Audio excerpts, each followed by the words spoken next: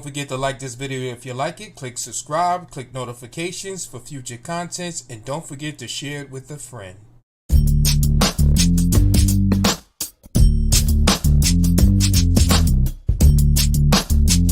Don't forget to like this video if you like it, click subscribe, click notifications for future contents, and don't forget to share it with a friend.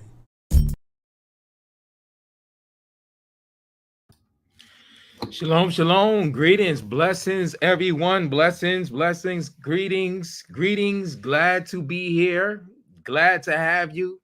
Welcome to Masculinity Monday. I am your host, Mike Allen here, digging in the word, and this is our Masculinity Monday show. We have a special show for you guys tonight, and I'm excited, anticipating it. Many of you checked out the link, you looked at the description, and if you don't know by now, you're about to find out who we have here with us tonight. And I'm gonna bring my brother Jeremy on with me and our brother Noah. Shalom, brothers, blessing. Good to see you guys. Welcome. Blessings, brothers. Shalom, brothers. How's it going? Shalom. Bishop, pastor. How's your day been? What's going on, man? What's up? What's happening? How's everything? How's the week starting off for you guys? Brother Mike, you got Shabbat morning on your background. I do? Yeah. Oh, wow. Hey, it's okay. Right, Brother Mike is just trying to give us extra peace. Yeah. On this Masculinity Monday tonight. So but maybe I was checking to see if anybody was noticing. Right? Is anyone paying attention? Testing background. 1 2 1 2. Yeah. Hey, background's perfect. Background's good. Yeah, background's perfect. Do I have the proper scenery, the logo in the back? Yeah. Looking fresh. All right. Thanks. Yeah. So what's going on? What's happening, Brother Jay? Nothing much, man. Loving God, loving y'all. Talking to some brothers today. Yeah. Prayed with some brothers last night. Nice. I love the community, man. I absolutely love the community. Yes. It's nothing like it, man. It's nothing like it. We were not made to be to ourselves. That's 100%. Yeah, we were not made to be ourselves. And the fulfillment is that when you can get amongst community, which in turn becomes family, it's even more great, right? It's wonderful. It's coming. I'm gonna tell y'all, it's coming. Community's coming. But man, in preparation for tonight, blessed, man. Love the videos, love the information. Yes. How about yourself, Bishop Allen? How's your day been? You enjoy the rest of your Shabbat? Yes, I did. I enjoyed it. Little one. What did we do? Wow, what did we do? I can't even remember. All I know is that it was good. I did get some rest. We had a good stream, right? Oh yeah. Yeah, a blessed stream, right? To be continued, right? We got part 2 coming. Yeah, those of you who did not see this past Shabbat morning Bible day, we had a great new episode. It seems like every time we come up with something kind of heavy, it tends to become a sequel to it and a series, right? Mm-hmm. So yeah, but no, we had a good time, man. We were talking. What's the subject? We were talking about. It was a spiritual larceny. Spiritual larceny. Yes, that is spiritual theft. Stealing the glory from the one that it should only belong and go to, right? And that's the Most High, y'all, right? So in so many ways we find that not just women, because the title does include women, right? But it's really pertaining to everyone. You know? In our relationship with him, we take on the effeminate, right? We take on the effeminate role within this union. And we have a duty to him. We have a duty to our creator, and that is to yield ourselves, render ourselves to him, serve him, right? Give glory to him, but not seek to steal that glory. And so that's what sin does. Sin tempts us to try to steal some of that that glory to ourselves in some sort of klepto way, right? So Some double-minded way, right? double-minded, right? You know, sticky fingers, right? Got sticky finger worship, right?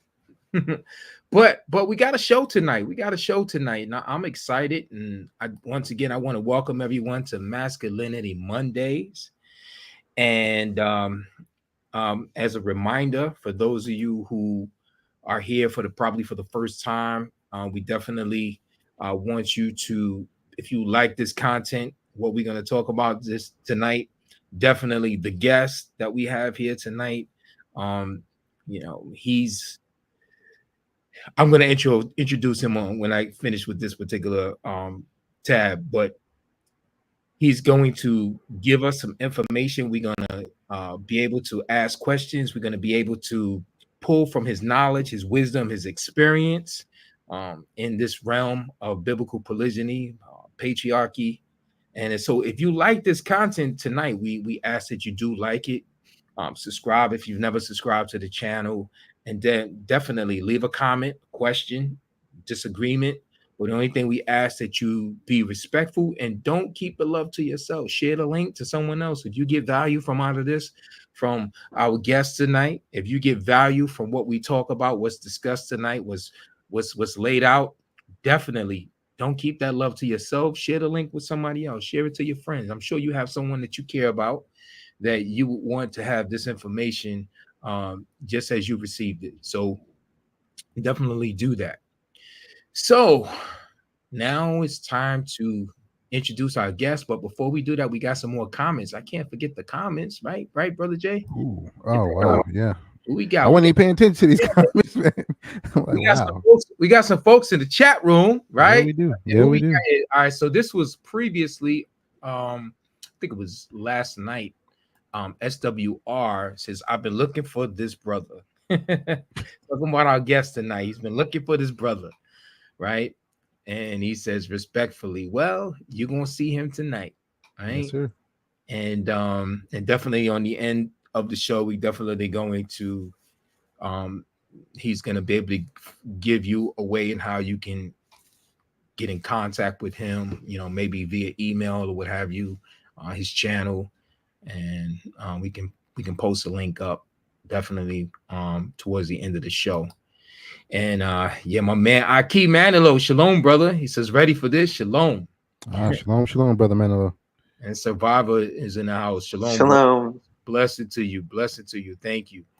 And contrast with Sepia Prince, hail, blessings to you. Thank you for joining us. And SWR. All right. Shalom to all, he says. And then we have House of Styles tonight. Shalom to you. Blessings to you. Thank you. And Live Healthy Peach Bros or Peace. I'm assuming is what he meant. Blessings to you. And Live Healthy says, Brother Solomon is the truth for real. And thank you for announcing him. Thank you for announcing him. So without any further ado, I want to let you know something about this particular brother.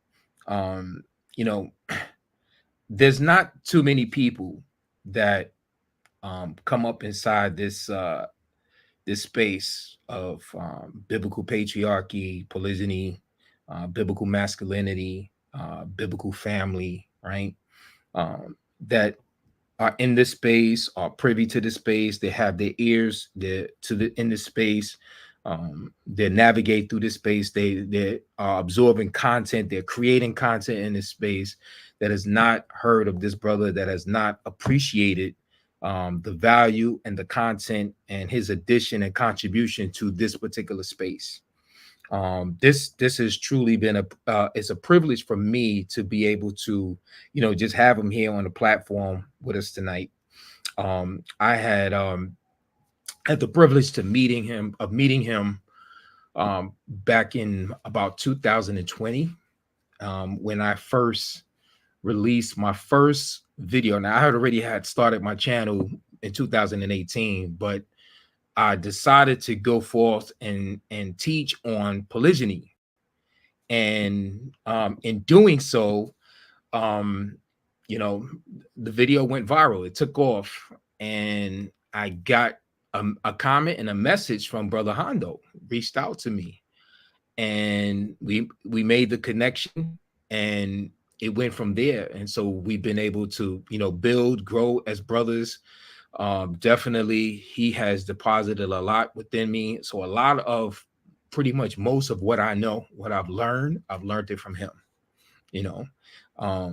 And there's, you know, pretty much most of the content creators that are doing videos now, even authors that are writing books, they've learned from Hondo, you know. And so we definitely want to give him his credit, want to give him his flowers.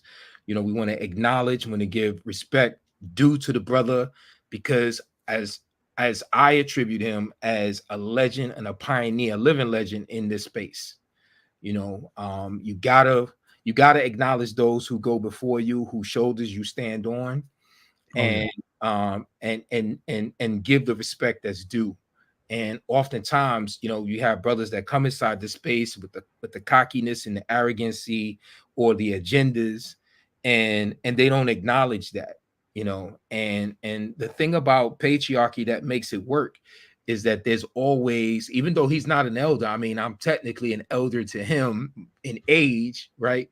But, you know, he's an elder in terms of this subject matter, you know, in that regard. And so to that, you know, I humbly learn a lot from the brother and continue to learn from him. And so I want to tell you a little bit about our guest tonight, our special guest tonight. Hondo Solomon is an ethnographer and an author specializing in primary research of world cultures and their manners and customs. His first book, The Polygamous Papers, which was released back in 2013, broke ground in outlining the application of polygamy in a modern, international, and cross-cultural context. His next book is Polygamy as Economic Warfare, and it debuts this coming February 2025. So without any further ado, without any more delay, let's bring the brother on. Shalom, shalom, brother Hondo. Blessings to you. Blessings. Well, thanks for having me. You know, those are some kind words. I appreciate that, brother. Hey, I got to stick my chest out a little bit. You know, thank you very much. But I do want to say, even with the props that, and even some of the brothers who I see in the chat room, you know, I attribute a lot of my growth and development, especially over the last 10 to 15 years, to them. You know, because having strong men around you, they fill in the gaps in your character. If you allow it, they fill in the gaps in your character. Yes. They allow you to come up. So where you were not only deficient, but you might have been a terrible man in a particular area, they come along and they just straight up tell you like, hey, this is what we're going to have to do to make sure that is no longer an issue, because if you allow it to go into the ground and flower, it's going to, you're going to become a monster. Yes. So shout out to my brothers in the chat room who I've actually had the pleasure of meeting. Yes. And those who have just taken time out of their evening. We about to go in. This is gonna be pretty. You know, I'm actually excited to dialogue with everybody. Brother Mike knows I get amped when people are coming together to discuss how to engage in polygamy properly, because like Brother Mike said, I'm still growing as a man and as a human, and I have a love for humanity. So I want to make sure that I'm on point as best as I can. And I want to make sure that I honor those who honor me as well. So thanks again, Brother Mike, or Brother Jeremy, Brother Noah, who's off. He's off camera. He's got some things going on in the background. Yeah. You're welcome. Bless you, brother. Yes. Yeah. Bless you, Brother Solomon. Thank you for your work, man. Like I was introduced to you by actually, I think it was Brother Jan, and then Brother Mike mentioned you again, but you did an interview with Brother Pete Rambo, I believe, if I'm not mistaken. Yeah. And that's when I really looked at your channel, and man, bless you for your work and your encouragement, man. Thank you. I appreciate it. Thank you again, and thanks for having me, also, Brother Mike. And Yeah, the rest yeah, of the panel. yeah. It's an honor, man. It's an honor, man. It is an honor. I listen. It's been a long time coming. I've been wanting to have this moment here. We had the pandemic that happened, shortly after that. And a lot was going on, during that time. And so, years removed, you had your things going on, I have my things going on. Yeah. Nevertheless, I think the right time is now, man. We're here. We're here. Thank the Most High. We're here. We're here. So, to start us off with a word of prayer, I'm going to ask Brother Noah if he'd be so kind to open us up with a word of prayer. And definitely, Brother Jeremy, if you could definitely feed the comments, and Yep. I'll keep an eye on those. yeah, I appreciate that. Appreciate that. All right. So, Brother Noah, please. If you Yeah. Heavenly Abba, we thank you for this day. We thank you for the health, everyone to be here, and those viewing, those on the panel. We thank you for the gift and you allowing us the time to be able to sit down and have this interview with Brother Hondo Solomon. We thank you for instilling all the knowledge and wisdom and understanding into that brother so that he can be a light unto us and share it with everyone else. We ask that you will use this as edification and maybe help bring more people into the truth of your biblical marriage. We ask you in your son's name, Yeshua HaMashiach, we pray. Amen. Amen. Yes, yes. Thank you. Thank you, brother. Thank you, Brother Noah. Thank you for that prayer. Heartfelt prayer. We got one from Master Hondo here, just giving the greetings from Chief Yuya. Chef Yuya. Yeah. Shalom, Chief Yuya. Yeah, that's one of my good brothers right there. Yeah, Good man. Heavy. It's a heavy brother. I've seen his work. Yes. So he's a heavy brother. Yes. Yeah, in person, he's a very forceful character in a very good way. So he's taught me a lot. I mean, I've watched his life as well. I've learned a lot about polygamy from him. So again, even with this subject matter, most of my friends are polygamous men, and those who only have one woman, they come from polygamous society. So I've been able to glean a lot from them, and Chief Yuya is one of them. So props to you, Chief. Appreciate it. Nice. Good. So I guess we can get started. Now, this first question is kind of loaded that we have, and let me just say this, a little bit of invitation house rules, so to say. Definitely the panel has freedom to ask questions or interject, or when Brother Hondo is finished giving an answer, what have you. And if you want to press further, or if you got more questions that follow up, he may say something that may trigger a thought, and feel free to ask a question, because this is a shared interview. This is not just him and I having a dialogue. This is him having this is an elder in this space sitting down with the community, and we're feasting off of him. That's what we're doing here. He's feeding us tonight. So feel free to ask him questions and so forth, whatnot, as well as those of you who are in the chat, in the comment section. If you have a question, definitely respectful. You have a question, definitely, type in your question, and we'll do our best to try to get to your questions. And at some point, we know we're gonna probably have a number of people flooding them in at a certain time, but we'll try to do the best that we can. All right. So with the first one, Brother Hondo, first of all, we're gonna know what's your story. We want to know, where are you from? How did you end up in this particular space of, biblical polygyny or polygamy or multiple marriage? Different people will term it different ways. Masculinity, patriarchy. What led you to be to this point? And wanting to becoming or filling the shoes of a teacher and an advocate for those in this space? Oh, well, first of all, I have a saying that polygamy is not really about polygamy. Okay, it's not first about you having two or more women in your life, say an orbiter and then your wife or your girlfriend, or as some guys will say, just two women you're having sex with, you're dating. Before you even get to all that, it comes back to your upbringing. And Brother Mike, off camera yesterday, I believe we were discussing how your upbringing will feed and funnel how you interact with women and how you interact with the brothers at large. Mm-hmm. And I say the brothers because before you engage in polygamy, you need to have a strong brotherhood. These are men that you would die for. Okay. I can actually say I've recognized one person in particular in the chat room.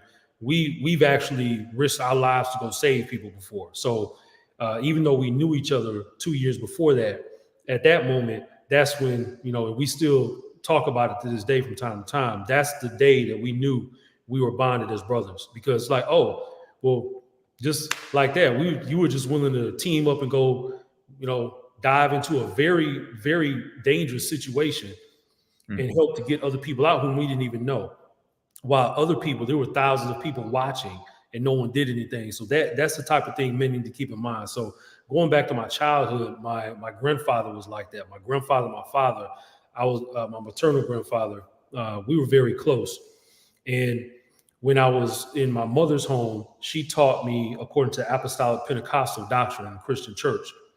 Once she and my father split, about a year later, she met a man who was, he owned a janitorial company, and he had a wife and 7 children, one of whom I went to college with when I was approximately 20 years old. She was a couple of years younger than me. Ended up seeing her. I was running across campus, sprinting across campus, and she called my name, and we caught back up. Well, my mother actually taught me that. Well, she showed me, she and her I guess her boyfriend at the time. I saw polygamy being laid out. I didn't see people fighting. I didn't see 2 women arguing, although I guess they didn't necessarily like each other, but I saw them together all the time. They were very friendly toward each other. They were cordial, I should say. And going to my grandfather's home, he was always telling me that I need to understand the environment that I'm in. When I step into a room, when I step outside, when I will go to the park, he would ask me questions. I'm 6, 7 years old. He's like, son, what kind of animal is that? And I'm like, oh, I would identify that animal. So he bought me those. You remember those zoology cards that would have like the location of the animals, where they migrated, where they lived, their class, their phylum, their kingdom, their class, all that. He bought me. I had about 300-400 of those things, and I memorized all the animals. So people are already like, what does that have to do with polygamy? Well, my grandfather teaching me to absorb and to utilize knowledge, probably because he was an inventor. He fought in the Mariana and Gilbert Islands. He was part of the Montfort Point Marines, which is the first black regiment, I believe, in the Marines. And he was also a police chief. He risked his life on many occasions to save people's lives. And being around that type of energy, and my father was like the enforcer in the home. He always stayed around my grandparents. And the home was always peaceful when I saw these 2 men there.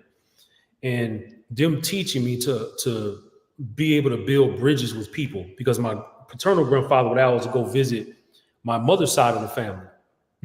My elders on that side, he would just sit down and have coffee with them for 1 or 2 hours. We would go outside, walk the land, because both sides of my family owned a lot of acreage in Holly, Michigan. So these are things that I saw, for, the better part of 25 years. I saw all of this. So this type of learning, my grandfather tested me, why is the sky blue? And, we didn't have Google, and I'm looking like, I'm like, Granddad, I'm 6 years old. What do you mean? Why are you asking me, why is the sky blue? I don't know, because it looks that way. He said, no. He said, I'm going to give you 2 days. He said, I want you to come back and tell me why that sky looks blue. He says, in fact, is it really blue, or does it just look blue from here? Does it look blue from outer space? He was just asking me these questions, and I'm like, I'm like, one day I guess I'll understand why he's asking me this. So I would have to go research. 6, 7 years old, I'm already doing research, scientific research, and I would have to come back and report to him.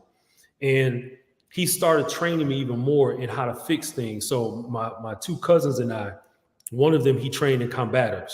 My other cousin, he trained in mechanics. Me, he trained me in the natural sciences. And his wife, my grandmother, she was an educator for 30 years. So I was constantly surrounded by encyclopedias, books, and I learned how to read on a collegiate level at age 3. By the time I was 7 years old, I was already reading things, novels like Robert Ludlum and, Michael Crichton, who wrote Jurassic Park. I was already reading this stuff, and I could recall everything I read. So I had a quasi-photographic memory, and I was a prodigy in mathematics and in literature.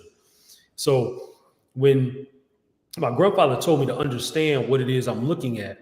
He said, don't ever just walk outside and just say, oh, okay, I'm experienced, I'm going outside to play. He said, no. He said, you study what you hear, what you taste, what you see, what you smell. He said, what you touch. He said, you need to be able to explain absolutely everything. So my mother, when I would return home, my family raised me between Royal Oak Township and Detroit, Michigan. But I grew up in Rochester, Michigan. And when I would go home, my mother, me seeing her with her man, I saw them functioning. She worked for him for several years as his secretary, for his business. And I'm like, And they never talked about polygamy. Nobody ever talked about it. I just saw it. So the things that a lot of us are struggling with now coming into the knowledge of polygamy, I never struggled with it. That's why when I say, well, I'll go back to this. I go back to this polygamy thing like I was 3 years old. Those are the earliest memories of me seeing it. And my father also had at least one other child. He had another son who's a year older than me. So I have at least one brother from my father who was also a polygamist. And it's in the blood, like father, like son. But what I saw was functional. I never saw two women fighting, even though they weren't friends. I said, So by the time I started to get older, all these girls were always coming around me. And, I just thought they were friends of mine from high school. I'm like, whatever. And they were usually 2 to 3 years younger than me, right? So we're already starting to see this pattern of hypergamy, right? So one day, not one day, but one summer in summer 95, I went to Germany to visit my two of my relatives. And I stayed there for over 2 months. And while I was there, my mother called me one day. She said, son, and this is kind of a funny story. She said, son, she said, you need to come get your women. I said, what? What do you mean? Now she's back in Michigan and I'm in Germany. I'm like, what do you mean come get my women? She says, such as, I'll just say Samantha and Joan, just change the name. She said, well, Samantha and Joan came to the house today and she stopped. And I said, okay, they always come to the house. Everybody comes to my house in the neighborhood. Mm-hmm.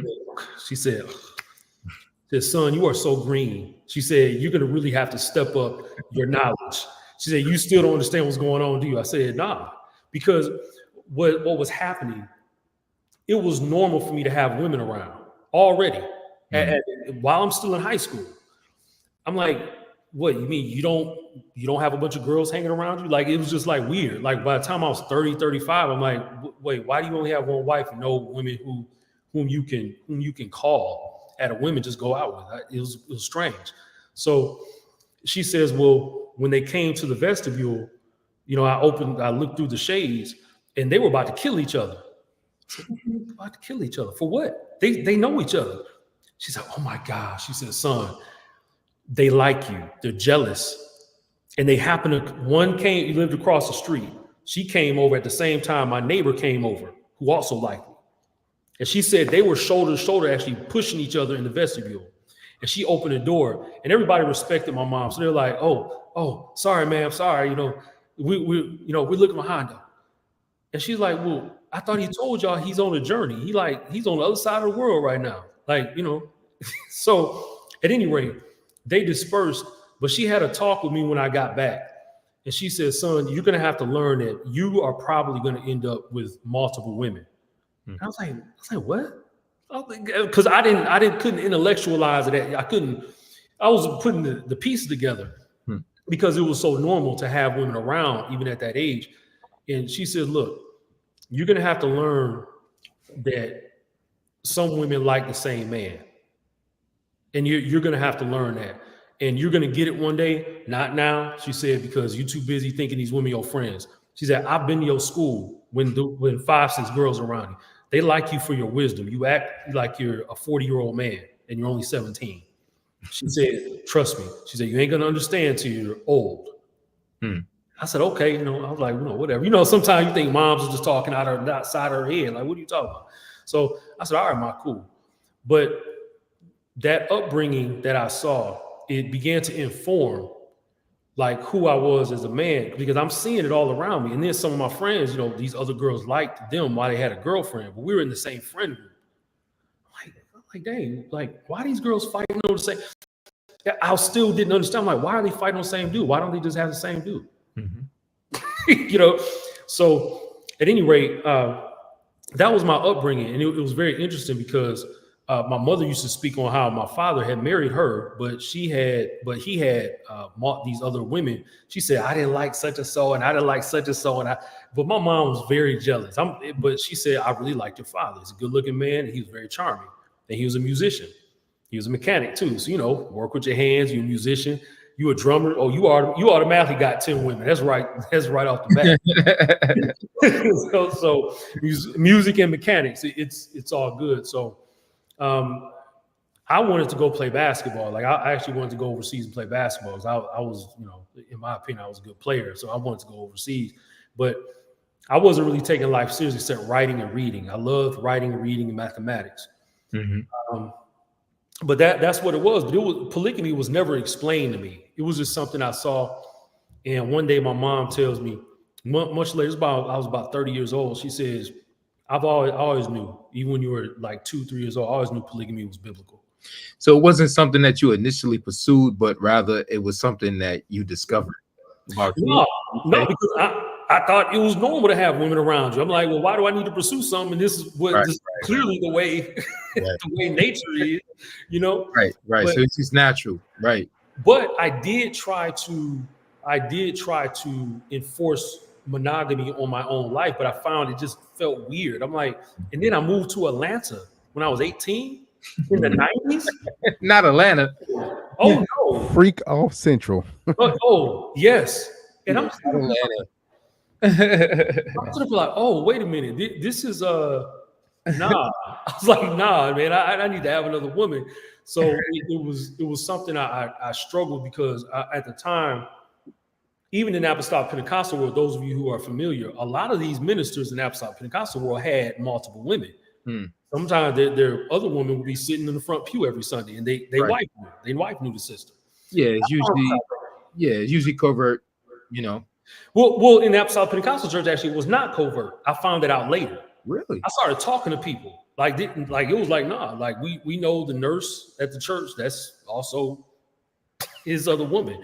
I said, so I started to see it was normal. So my last example is this.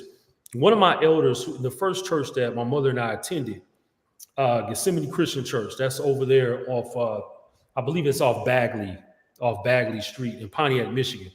We went here. That's where Pastor Simmons is Bishop Simmons now, who actually went full Hebraic on a brother about 10 years ago. He totally, his congregation is Hebraic. But there was a minister there, and Bishop Rutley pastors Berea Family Worship Center in Pontiac, Michigan, even to this day. And he said, I saw him 4 years ago, and we're sitting in the back of his church. He said, yeah. He said, I remember your mother definitely was the second wife or girlfriend of such and so. I said, so you did know about that. Now remember, this is literally 40 years later. And I'm sitting in front of my elder. This man was a second father to me. I said this in another interview, I believe with Rob Kowalski. I said, so you could tell back then, because here's the situation. When I went to see him, because I had to drop off a rental car there, and it was a Sunday, and he allowed me to come in and come talk with him after he preached. And he said, so how have you been? I said, yeah, I went to the Philippines, been kicking it, with my ladies. And He said, Brother Hondo, how many wives do you have? I had never talked with him about polygamy, ever. He said, and this was, 2020. He said, how many wives do you have? I said, and I gave him the number. I never tell the number, but I gave him the number. And he said, he's a big man. He's like 6'2". He's about 300 pounds. He said, He said, I'm so proud of you, minister. I'm so proud of you. Said, that's great. I said, so you agree with polygamy? He said, minister, he said, all the patriarchs were polygamists. He said, but people in our Pentecostal world sometimes like to lie about the issue because they don't want to see it. He said, but our patriarchs were polygamists. I started cracking up. And his wife was there too. His sister brother was there. And I said, wow, that's amazing. He said, you keep doing well by your wives. He said, I hope to hear nothing but good reports from you when I see you again. He said, you stay strong in the Lord. That's blessed. So I constantly find these people who help raise me who agree with the system. So anyway, I try to give these examples as I go along, but hopefully that gives a little bit of background. No, It's a great example. definitely, it definitely tells us a lot about your story and how you really got here.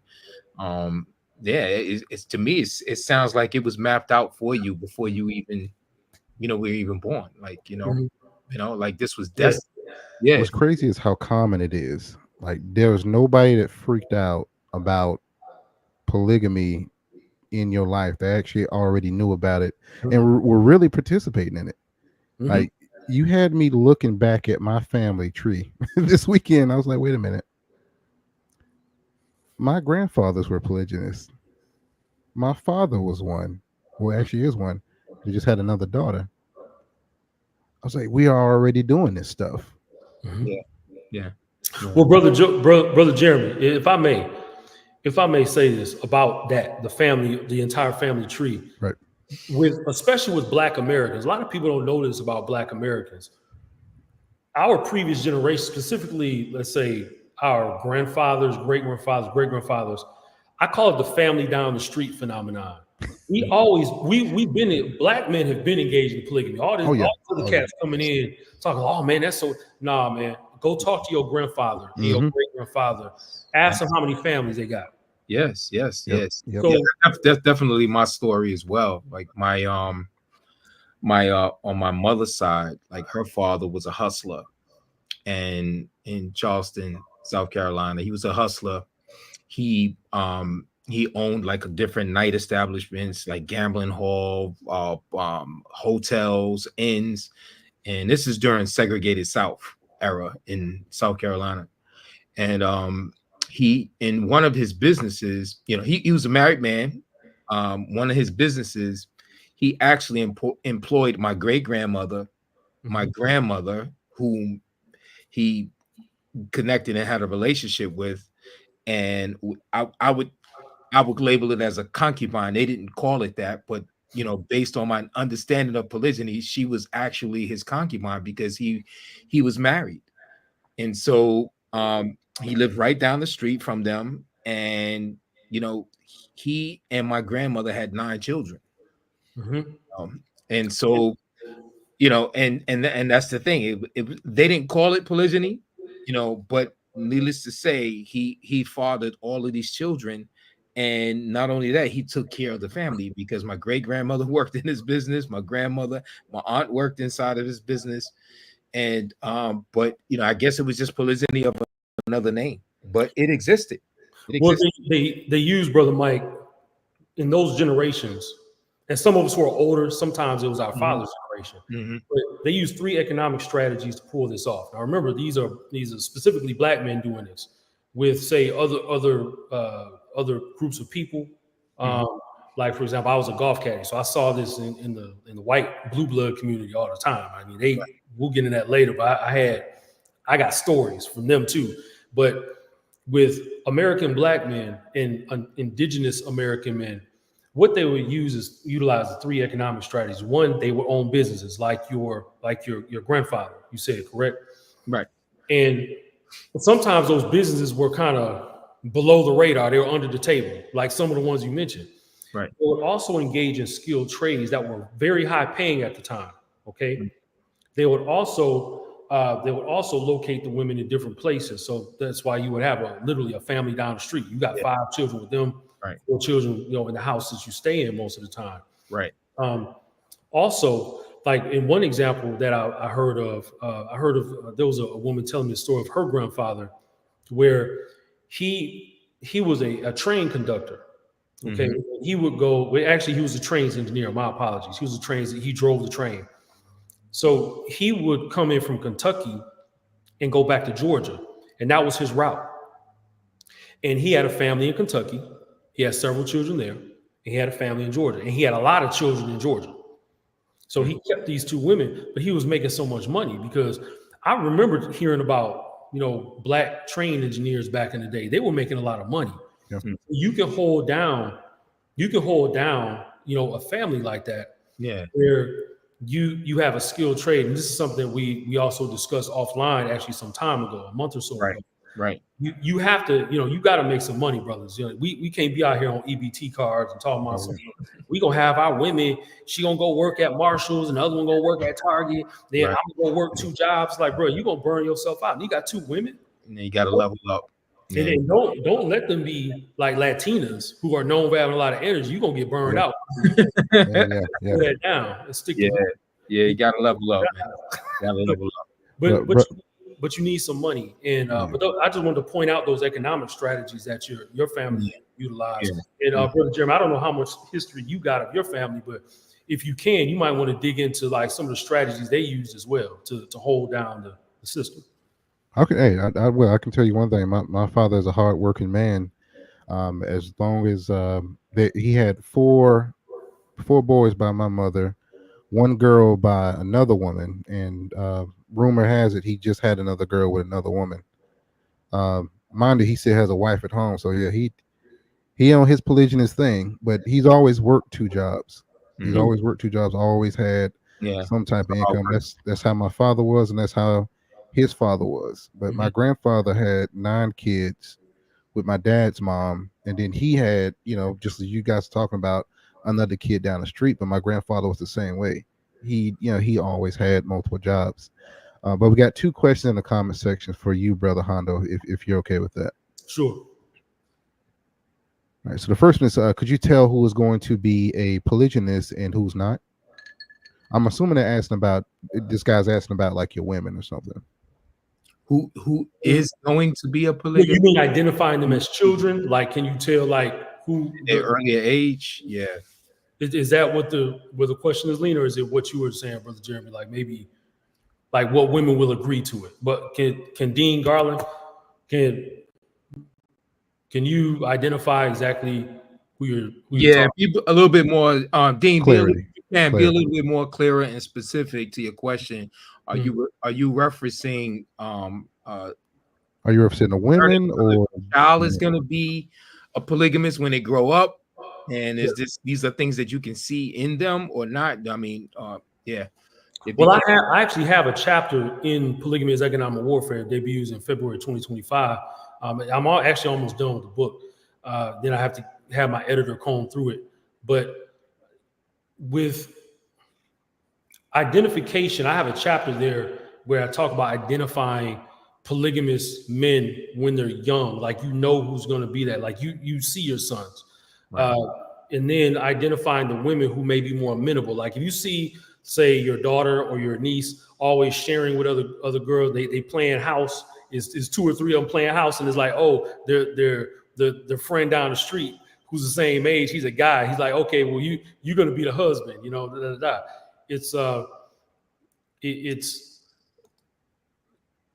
It becomes easy if you're close with them, if you have filial ties with them, to identify them. And just like my mother did. My mother was always telling me, like, when I think it was on my 32nd birthday, she called me. I was living in Florida at the time. And she said, son, I always knew you would have multiple women. She said, I always knew that, even when you were a boy. She said, I knew that, And one of the ladies actually calling my phone now. It's kind of ironic. So, but she can wait. She can wait. But so yeah, like he clarified it for you here. So Brother Dean is saying, I was saying, like, when the brother looked at you, said how many. Yeah, when you were telling us about the pastor, they knew you were going to be a polygamist. That's well, my elder, I don't know if my elder knew that when I was younger, but he was saying this this was just 4 years ago when I saw him. He just wasn't shocked at all that I told him I had, multiple wives. He was like, really? I was like, huh. He was like, excellent. And he actually encouraged me to do well within that system. And yeah, I mean, hopefully that answers your question, Brother Dean. Yeah. And you actually you answered the other question too, because they was asking, another person was asking about your book, if it was still on schedule for release this year. Yeah. Not this year, February 25. Yeah. So February 25, 2025, Caddy. And the second question was about it says, what is the role of a modern concubine? Is it an honorable position? Yes, it is honorable. Yes. Because remember, I teach from the perspective of economic warfare. You have to look at what's actually happening now. We're not living in ancient Africa. This ain't Mali in 800 CE. We're dealing in Detroit, New York, like Streeter, Illinois, some working class town.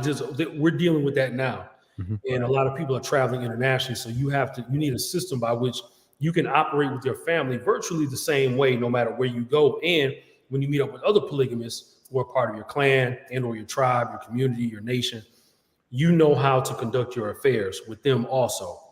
If my and mine step into Brother Mike's house, my women know how to operate with his women. They fall right in, and Brother Mike's women were gonna direct them to, and obviously my women would know to go help assist his women, whatever is going on. Like we just, it's like this. So a concubine is generally demands, it is not his legal wife. Okay. I also like to use the term consort for a woman who you're especially close with. But a concubine, generally, that's a woman you're really, really close with, but you have a very high sexual vibration with this woman. Okay, generally that's what it is. That's why, for example, you might have different standards for your concubine. For example, if you don't like tattoos on a woman, but your wife or two wives don't have tattoos, but she's got tattoos, she's sexy and she's got some serious skill, well, that's probably going to be your concubine. And I'm saying, if you're sticking hard to these rules, the reason that I tell men to have classifications is because rank always tells you the role, okay, what you're supposed to be doing within that role. And what's surprising, that a lot of women, American women, don't mind being a man's concubine. I'm saying, when you say, oh, this is my concubine, now when you're in public, I want everybody to really get this. When you're in public, always call her your wife, because you always want to honor your women no matter the rank. You always want people on the outside to always provide honor to your woman. See, so if I have my concubine with me and we're going to a gala of some type, if they say, hey, Hondo, where's your wife at? Oh, she's there talking with your wife, So I'll give you an example. I'll give you a real life example. So I guess in American parlance, we would just say girlfriend, right? So I had this girlfriend. We were together for about a year. And this is almost 20 years ago. And we were in Whole Foods in the middle of this downtown area, okay? And we saw one of the elders that she had introduced me to a few months before. I hadn't seen him in a while. And I cut the corner and he said, hey, is that Hondo? What's going on? And he's like, he doesn't see my lady. We hung out all the time. So he's like, hey, where's your wife at? Now, I didn't get all deep and conscious and go off into the rings of Saturn and, well, see, technically, brother, she's my concubine. You don't do that. Yeah. Because you always want to honor, your woman should always be seen up here in the eyes of the public. Even if y'all are beefing, or if you're not beefing, even if she's of, say, secondary status in that way, as far as her rank is concerned, you always refer to her as your consort or your wife, because those are high titles. A consort is a high title. Yeah. So that's just one example. And I said, oh, she actually just went to the salad bar. He said, oh, okay, well, maybe I'll see her when I head around the corner. I said, sure. And that was one of her elders. So it's not like, I had no problem with her talking with her alone or anything like that. Right. But I'm going to try to give as many examples, real life examples, as possible. Yeah. It's perfect. Yeah. I wanted to kind of like shift and navigate to another question that we have here for you. When I met Hondo, like I said earlier in the intro, and how I had just released my first video on polygyny, and he saw the video and he reached out to me. He sought me out, and it says something a lot about his character.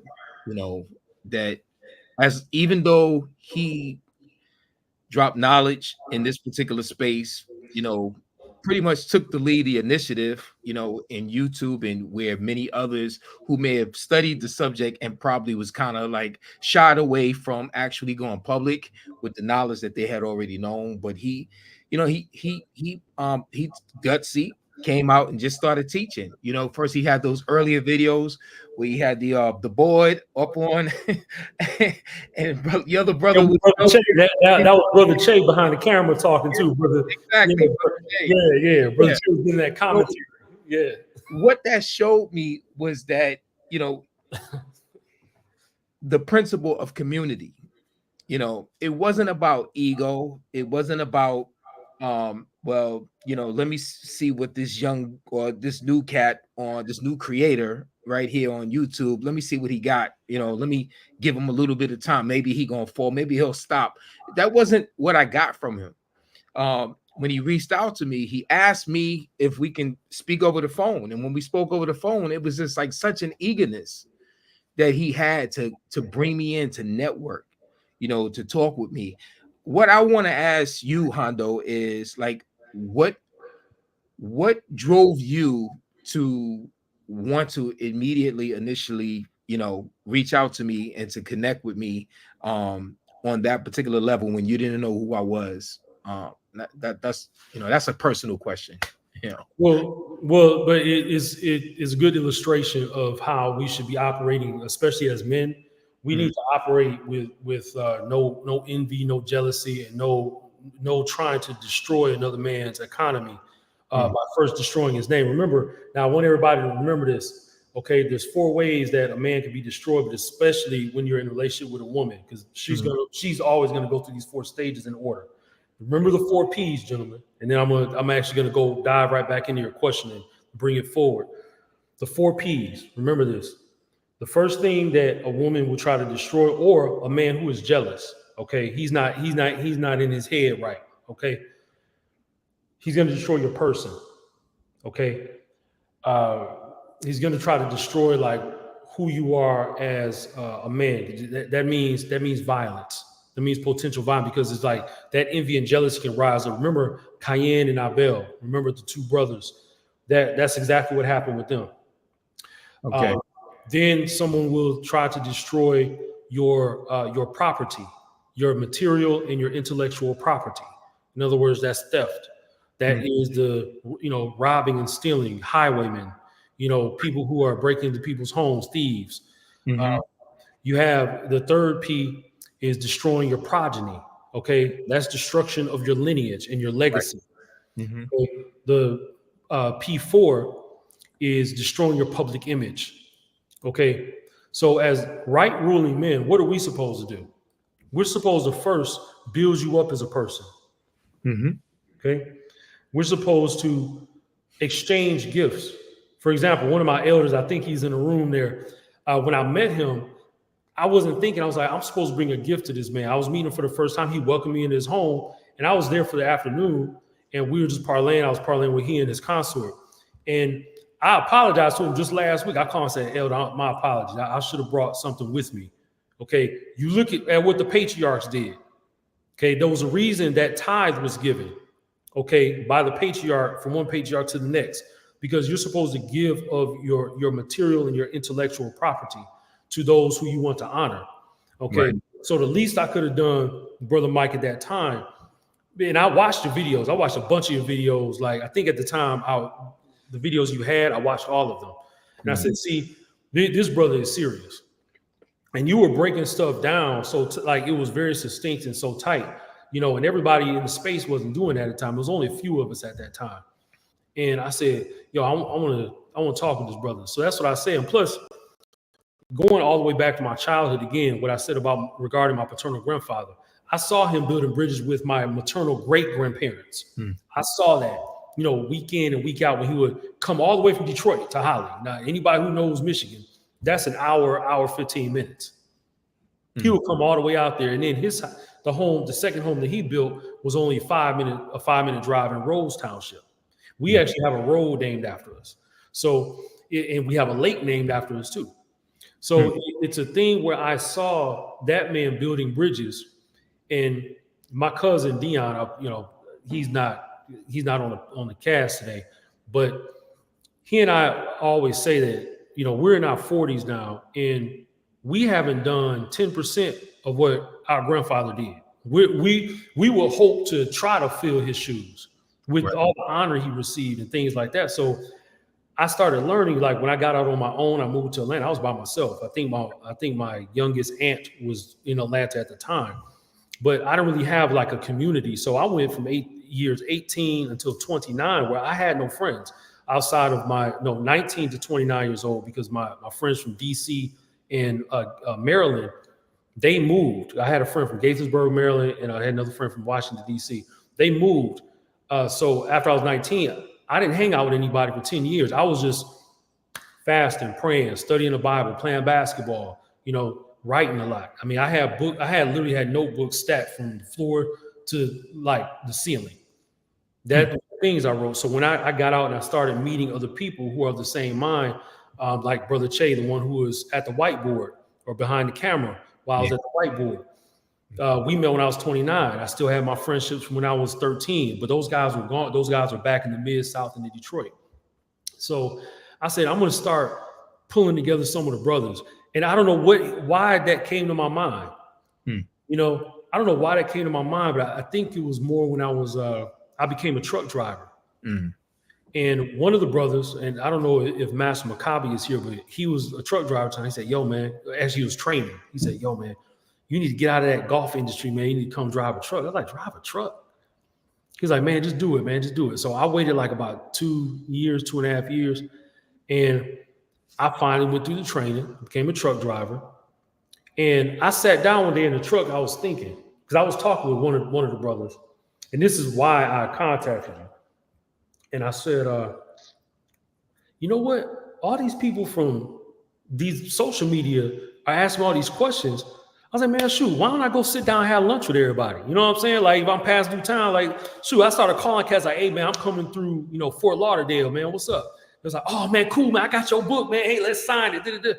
I said, yo, I was like, we're on social media, but the guys ain't building no bridges. I said, okay, I'm going to do that. So when I see guys who are really on point with this stuff, man, I always want to meet up with those cats, because I still learn from people who say they learn from me. I'm always learning from everybody else. Like, you were a pastor, Brother Mike. So there's things that, you know, I haven't been in that position. I was a Bible teacher. Like, I've done speaking engagements, stuff like that, but I was never a pastor. So some of the things, your perspectives you give me and things I saw in your video are on point. So like I said in the beginning, we're supposed to fill in gaps as men. And when we get our women should be so on point that we learn something from that woman every single day.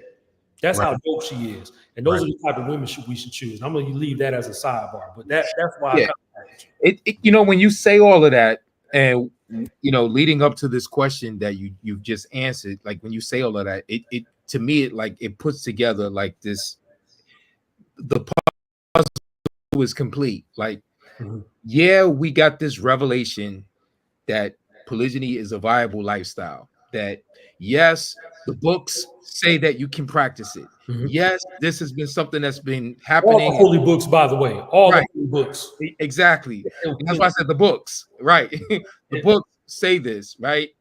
Yeah, we might live in a culture that's aberrant or hostile against it, but nevertheless, we know that many in all cultures have practiced this. Yes. So with that being said, there's a lot of brothers that, you know, get the knowledge, receive the insight, get the revelation, understand what the texts are actually saying, and they just want to run with it. As well as being with social media, you know, it's an avenue where you can make money.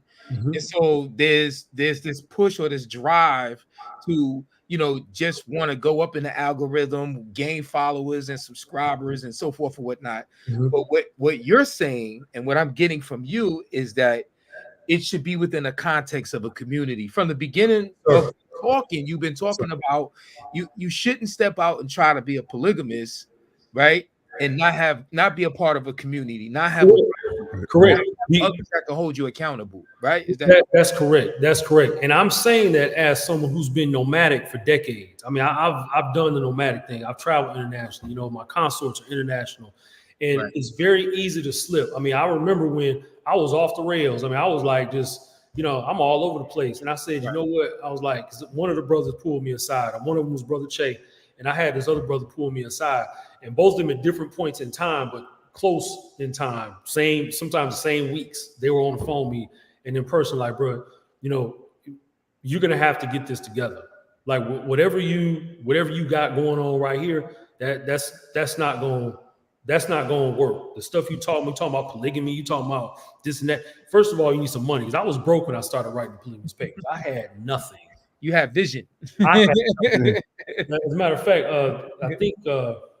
I think one of my potential consuls just called, Brother Mike. Did you want her to say hello to the sure, that'd be great. That'd be great. Sure. Once she have a link. What's that? Does she have the link?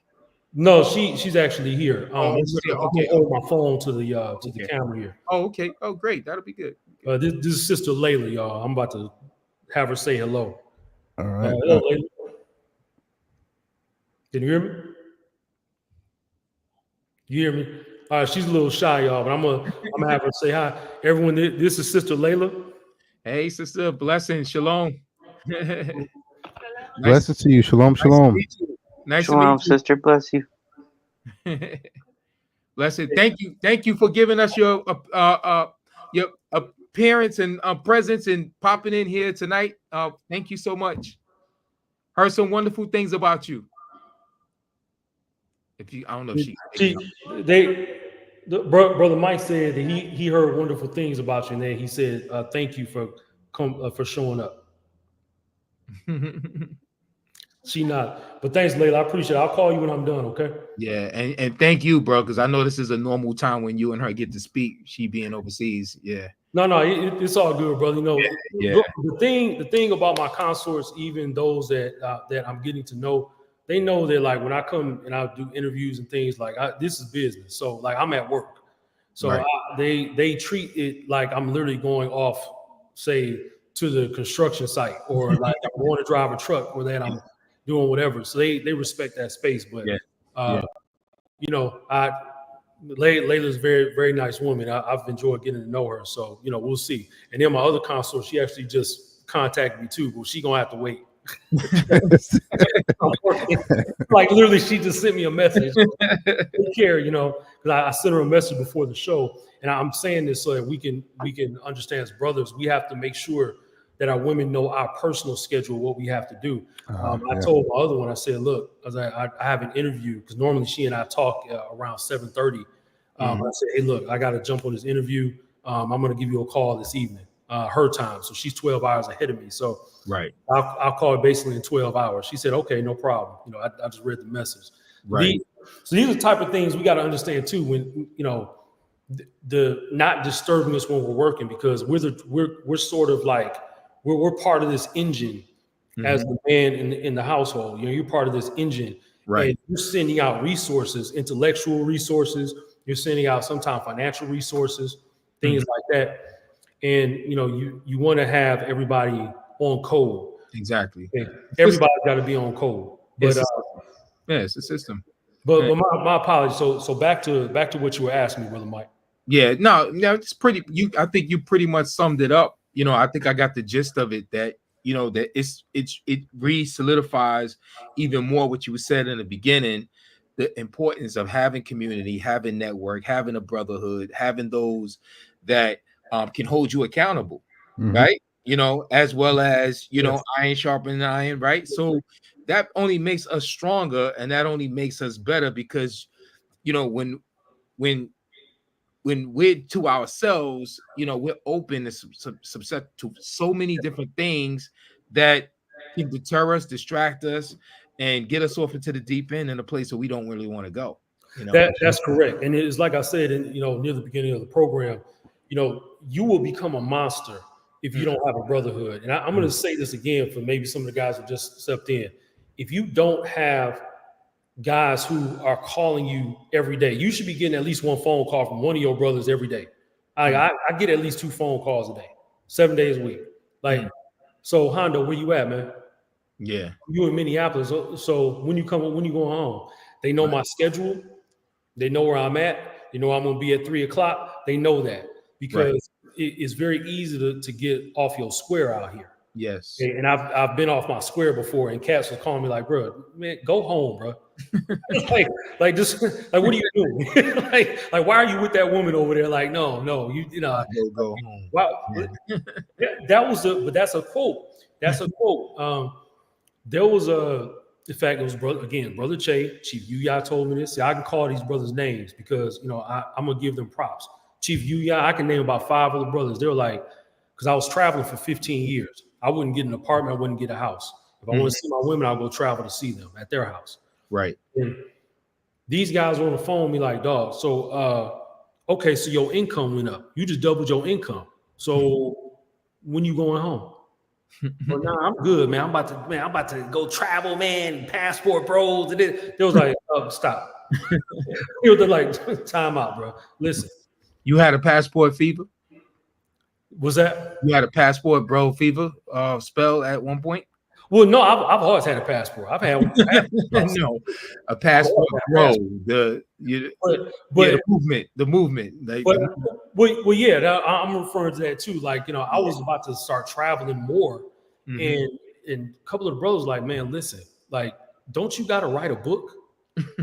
It's like, ain't everybody asking when you gonna write the book? It's like, oh man, I'll wait. Like, no. They're like, you can't even rest properly and deal with your women properly unless you have your own domicile. So I said, you know what?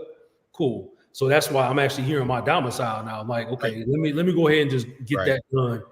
And and you spoke to the being accustomed to being a nomad, right? So you had to get out of that mode, I guess.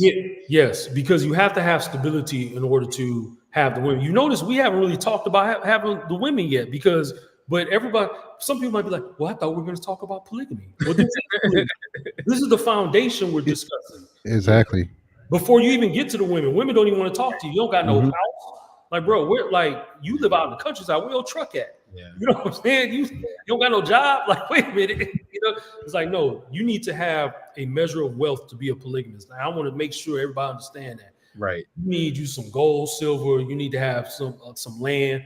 Right. My land is actually nearby. I'm actually building a house on my land soon. So like it's just things I had to do. And these brothers were in my ear like, dog, you ain't gonna be out here being no polygamist and you don't got no spot. Hold on.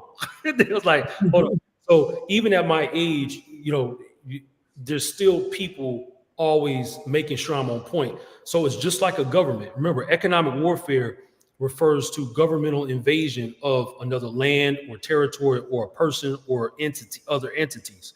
So you have to have your own headquarters in order to operate as a polygamist. And since I've been here, my mind is just cleared up. All the brain fog cleared out. I actually started writing more. And I only work part-time now. See, I had to get my income up where I only have to work part-time now and I can still take care of my business.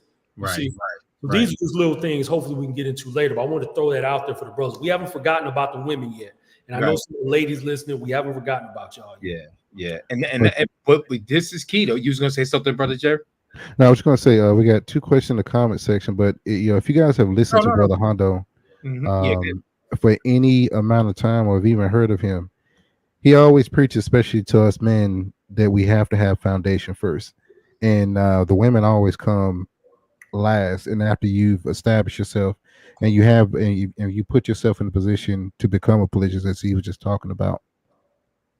Yeah, and I learned a lot about finance from guys who are wealthy. When I was a golf caddy, for 25 years. A lot of these old European Jewish men, these older white guys, they took me aside and were like, hey, look, let me teach you about money. That's because you're intelligent, like you're articulate, like you need to be making some paper. You shouldn't even be caddying. I had a few of these guys tell me like, you shouldn't even be out here caddying. You need to be teaching somewhere. Straight up. Right. No too much. And these stockbrokers, these guys were attorneys. They were dropping game. I've caddied for thousands of people, thousands, and probably 15 to 20% of them were actually actively teaching me about money. You know, and you know, I told Brother Mike previously, and I mentioned a couple of interviews, I caddied for one of the Rothschilds. They're the richest European family in the world. I caddy for those guys. And he straight up told me everything we're discussing, everything about polygamy, having multiple women, having multiple children, progeny, legacy. He straight up looked me in my eyes and said, I've never heard anybody talk about polygamy like that, but everything you said the last 2 hours, we were on like the 7th hole by that time. He said, everything you told me about polygamy is absolutely correct. That's exactly how the wealthiest people in the world operate, polygamously. One of the Rothschilds said that. So we can't, once he said that, nobody could tell me otherwise. Nobody can tell me otherwise. It confirms why the imperializers, the colonizers, did not want the masses to practice it. Yes. You know, because they don't want competition. They just want people that are going to be workers and, you know, part of the system and, you know, do the work, carry the load, fight the wars, pay the taxes, right? As you know, Brother Mike, I believe I'm the only person teaching that the only reason that prescriptive monogamy exists is because of the European slave system. And it wasn't even every European country doing this. Right. It wasn't European powers, the Dutch, the English, Dutch, English, the French, Portuguese, Spanish, Italians. Everybody else was not pivotal in preventing other nations from producing.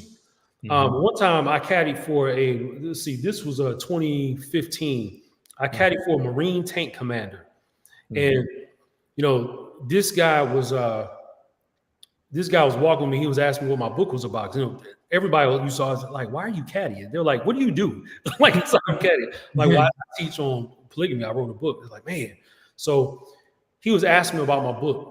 And I asked him about my theory. I said, if as a Marine tank commander, and in 2020, they actually discontinued their tank division, but that's just a side note, you know, interesting historical fact. Right. But he said that he agreed with my theory that the best way, if they invade and they occupy for a time, the best way to prevent them from becoming a greater enemy is to shut down the marriage system and to prevent them from multiplying.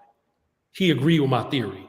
He said that's actually probably the main way you should do it. Like, okay, we can deal. He said, this is what he told me. He said, we can deal with the people alive now. He said, but we don't want their children, grandchildren, great-grandchildren, great-great-grandchildren to come back and destroy us. He said, that's very interesting. You know, and remember, these are all golfers. These are golfers. These are very wealthy men. They understand where I'm coming from. I've had golfers admit to me, in fact, somebody that I know who works with Tiger Woods, he straight up told me he has another woman. Like, you know, I know these are people that I'm talking to. So for those of you who may be watching this and being critical, I mean, this is normal. Polygamy is normal. In fact, E.W. Murdoch in his Ethnographic World Atlas in 1968 did a study of, I believe it was 1,190 cultures. 90 and 86, something like that. Yeah. We have 1,186. You're right, Brother Mike. He found that 868 of those cultures so they had three classifications. That the society is either polygamous, sometimes polygamous, or monogamous. But we know there's no such thing as sometimes polygamous. So I actually reinterpreted his data. I crunched the data, and I came up with 89%. If you add the polygamous societies and the sometimes polygamous societies, that's 89% of the societies that he studied. Okay. I added another percent point just because I know in a monogamous society like the United States, classified as monogamous, you still got people practicing, right? So they did a similar study in 2009. Same percentage. They did another study. They did a study before that in 1998. Same thing. 2012, similar study, same percentage.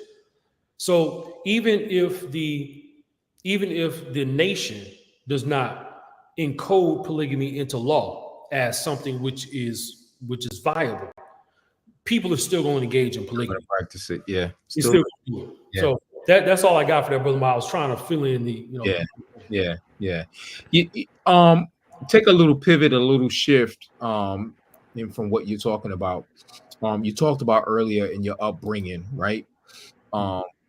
Brother Hondo, how has or has not your faith contributed to your journey in this space?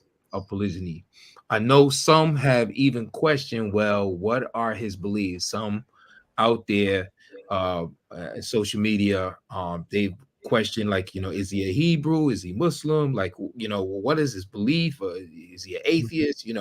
So would you mind sharing that with us tonight?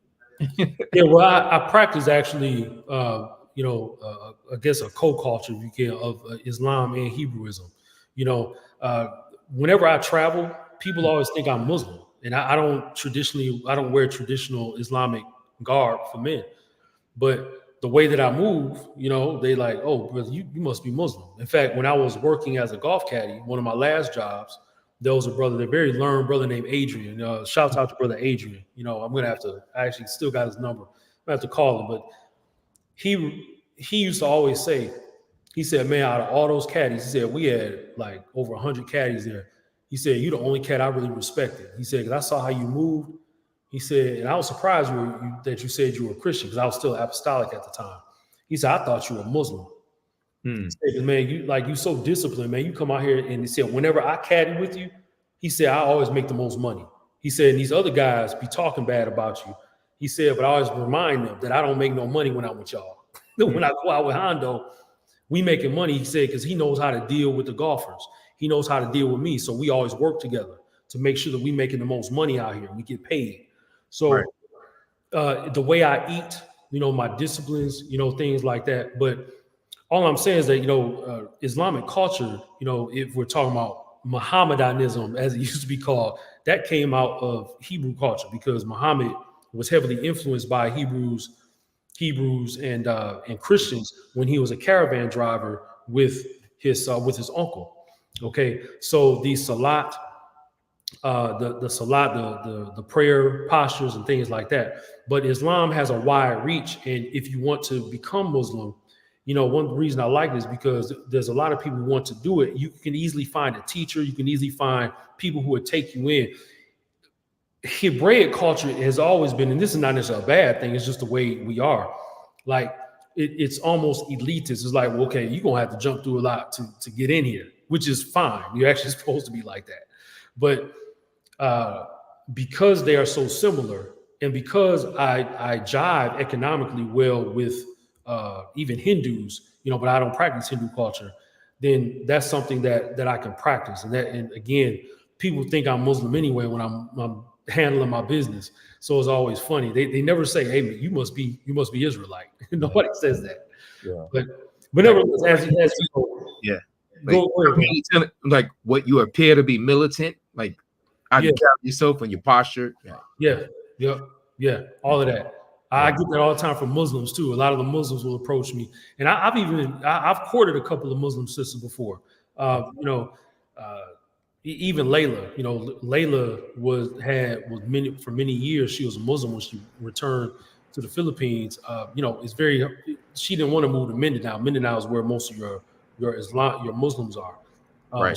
She's from Luzon. So, but she actually told me, she said, if I become your woman, like, I would love to return to an Islamic way of life. She said, I was my healthiest when I was a Muslim. She said, I was very happy. She said, I became a Muslim because I liked how the elder women were moving. Mm-hmm. I really liked that. And you see how quiet she was. You see, she was kind of trying not to show the camera. She's very demure, very shy. Yeah. And I like my women like that. They don't need to be loud or boisterous all up in the, mixed up with the fellas and all that. Right. There was definitely a certain softness, even just for the few seconds I saw her. Mm-hmm. Yeah, very, very much so. It doesn't take long to see, right? It doesn't take much to see. It doesn't take long to see the softness. In the head dress, everything. Yeah. Right. And what's funny is just to show, like, again, how we're supposed to select women. Even though she's actually traveling away from home right now, she still has headscarves.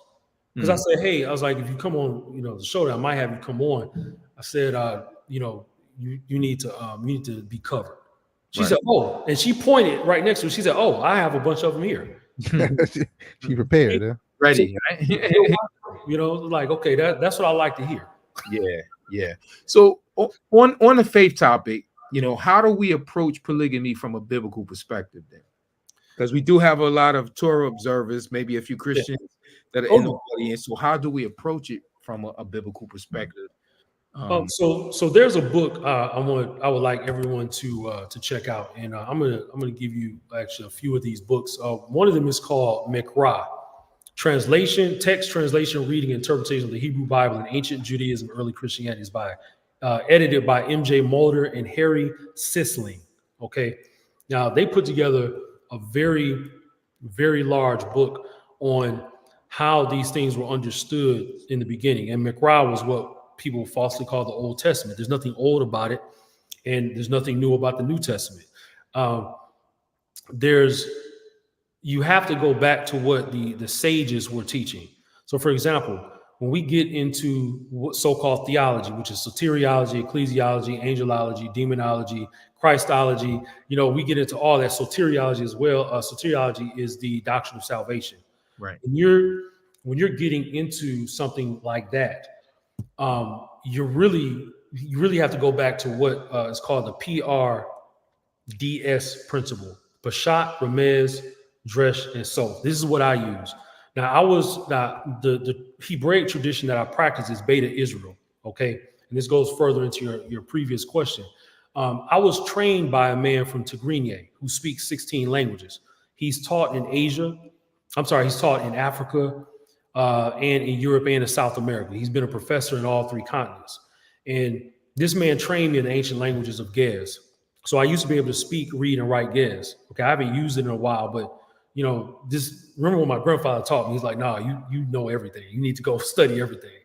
So Gez, Tigrinya, and Amharic. Amharic and Tigrinya actually came out of Gez. Gez is the oldest biblical languages, not Hebrew. Right. So the Hebrew we're supposedly reading is Mishnaic Hebrew. Mm-hmm. And when you get into the proper interpretation, you're looking at Peshat, which is what is expressed in the Bible. Remez mm-hmm. is what is implied. So you have expression, implication. Mm-hmm. Dresh is symbolism. Okay, and the S is for Soth, or S-O-D, and right. that's the mystery. Okay, that's when you get into esoterics. Mm-hmm. All right. So just and I'm kind of laying this foundation so then we can go deeper into your question. Okay. Then you have two types of interpretation according to theology. Okay, that's homiletics and hermeneutics. Homiletics is the art of preaching. When you hear guys hooping and hollering, or you hear, say, the late Charles Stanley, when you see his old videos and he's just standing there teaching, that's homiletics. Right. Yeah. And Brother Mike, you were trained as a scholar. You went to seminaries. You know these things, but I don't know how much the audience knows. But the hermeneutics is the science of biblical interpretation, right? That's when you branch off into exegesis and eisegesis. Exegesis is the who, what, where, when. That's when you start getting into biblical languages. Okay, why was that said? What was that custom and manner that we're looking at in the scripture, so we can understand why Eshu or Yeshua said this. When you get into eisegesis, that's what most preaching is that you hear. That's what most books, Christian books, even many of the Torah believers, when they write a book, that's eisegesis. That's your personal interpretation of what you think the Bible is saying. Okay.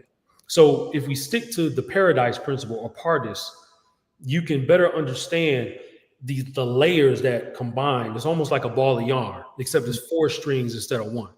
Mm-hmm. And you can figure out exactly what's being said. So regarding this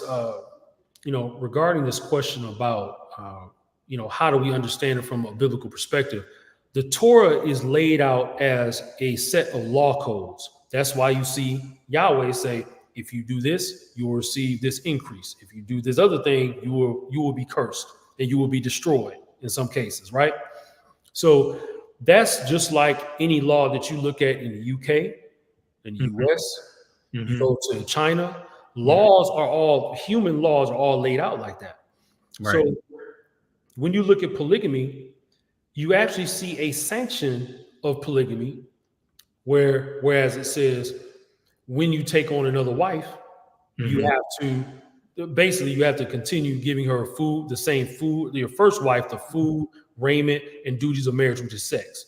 You can't diminish that. Right. See, so the fact that it allows you to do that, you can't take that out of the rest of Torah, because remember, if you look at Torah, it never had chapters and verses. Chapters and verses were created by Europeans during the early Renaissance era. So I always read the Bible and don't even pay attention to verses and chapters anymore. And I was taught and trained to memorize the Bible. I used to have 60% of the Bible memorized. I could rattle off Genesis almost to Malachi. Okay, I could just, because even at 7, 8 years old, our apostolic churches were like mean. They were like, they made the children memorize the Bible.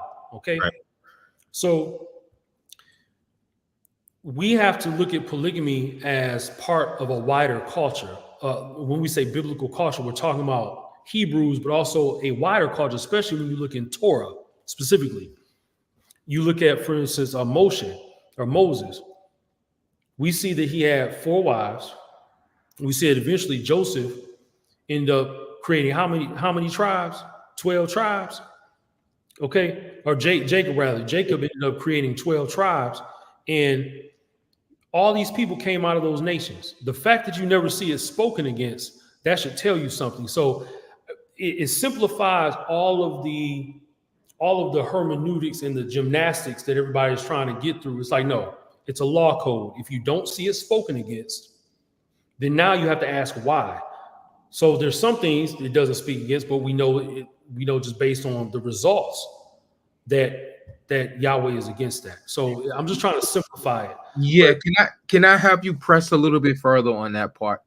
All right, you kind of alluded earlier about the lawgiver Yahweh basically setting down the standard of the law of the Torah, that you have to keep all of these commandments, you have to follow all of these, right? And that there were consequences to it, right? Can a person today in this modern context go back into the Torah, take those from those laws? Hey, I can practice polygyny. It's lawful, right? And then negate at the same time all of the other laws that help support it as a system, as a community, as in holding a person accountable. Would they run into dangers, do you think, or would you say? If they do that, just want to dip in there, like for instance, you have modern day pastors, we're no longer under the law, we're no longer under the grace, but no longer under the law, but we're under grace, and yet they want to go back to the law and say that if you don't tithe, you're going to be cursed with a curse. Right, but we no longer have a functioning temple and priesthood inside the temple, operating out of rooms in the temple where the supplies were given, so they can't tell you to tithe anyway. Right. So, but that's a whole other can of worms. Exactly. They're trying to get their paper, okay? Right. But they don't want to say that. As a matter of fact, in seminary, especially if you go to an evangelical seminary, they teach you how to extract money from your parishioners. They teach you that. Right. They teach you how to, that'll preach, that'll get people excited. They give you the money. So it's all a game, that they're playing. But to your question, you have to use wisdom. Like we're not stoning people right now. Okay, for example, especially in Western countries, we're not stoning people. So you don't have to stone people now to actually get them out of your lives. Remember, we're not under a theocracy. You don't live in a theocracy. Right. So you have to carry out those instructions, because that's what Torah means. It means instructions. You have to carry those things out that you can in real time. And that's very simple to understand. Yes, that I can practice Sabbath. You know what I'm saying? I can do that. I just take Saturday off. That's one reason why, I left the trucking industry, because I wanted to control my time. Right. And I can go ahead, at sunrise, I can make my observations, or have my observations of Shabbat. But taking things out of Torah, remember, there were no chapters and verses. It was all laid out for you. Right. And you remember, Moshe had access as a man in real time. He had access to ancient records. That's how he knew and laid down a lot of the stuff that he did. He knew about the Tower of Babel. which at one point actually pieces of the Tower of Babel were still standing in I believe in Persia. I know there's a Bible teacher that I look to. He was like a mentor to me. He actually had visited the ruins of the Tower of Babel. He said these blocks were massive, absolutely massive, and it stretched for like a mile and a half. It was huge, but nevertheless, we can still utilize Torah as a code of conduct for our affairs. And sometimes you just can't, you can't do certain things. I can't go to the temple 4 times a year because we don't have a temple, but that's the simple answer. Right. All right. I got you. Got that. Brother Jeremy, you had any questions you wanted to ask before I go? No, we had, I was kind of laughing over here when Brother Solomon, when you touched on about how you go to seminary and they teach that, oh yeah, that'll preach. That's what's really going to bring the money in the congregation. That'll preach. Yeah, that'll preach. That sounds good. It's, and thankfully the Bible teachers I came up under, they were adamant about you actually understanding hermeneutics. Like you had to have that down pat. Like they were not playing. My Sunday schools, the Sunday school that I came up in was advanced. It was like, no, like I was in there with like experienced ministers. It was actually called the advanced Sunday school class. And it was like 2 hours of some of the most rigorous Bible training ever. And I was like 18, 19 through I think 22. I was part of this class. I didn't go to the college students class because I said, I don't want to hear about y'all's opinion. I want to go here and get up under a theologian, somebody who knows what they're talking about. They understand biblical languages. And that's who my teacher was. And I was actually his apprentice for about 5 years. And he trained me very well. And if you all look up a man named Dr. Johnny James, Johnnny James, The Walking Bible, that's who my mentor was. He was my other mentor. He was my last mentor, as a matter of fact.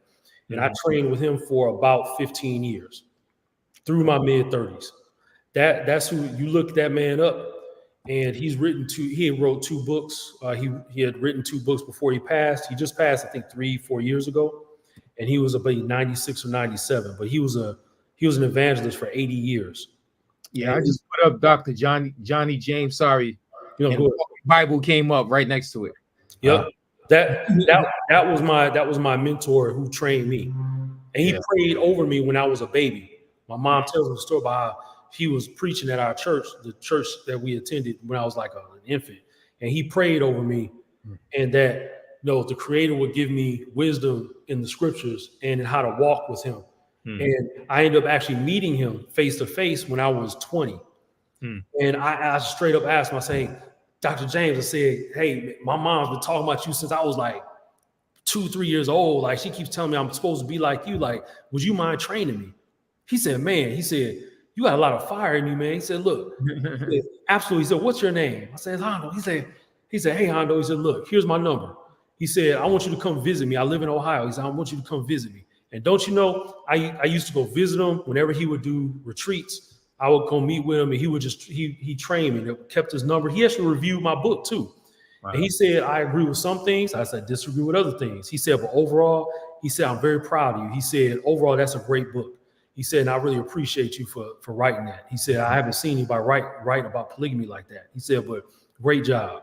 Yeah. So I'm giving y'all more of the community, my background, but also how we're supposed to move. We're supposed to have mentors like that, like elders who take us under their wing and are like, hey, man, they encourage us and they admonish us to do better. Like, again, filling in those gaps and making changes when necessary. Right. You have to have that. You got to have that. And man, that's why I'm so fervent when I'm teaching on biblical studies, because biblical studies is my first specialty. It's not polygamy.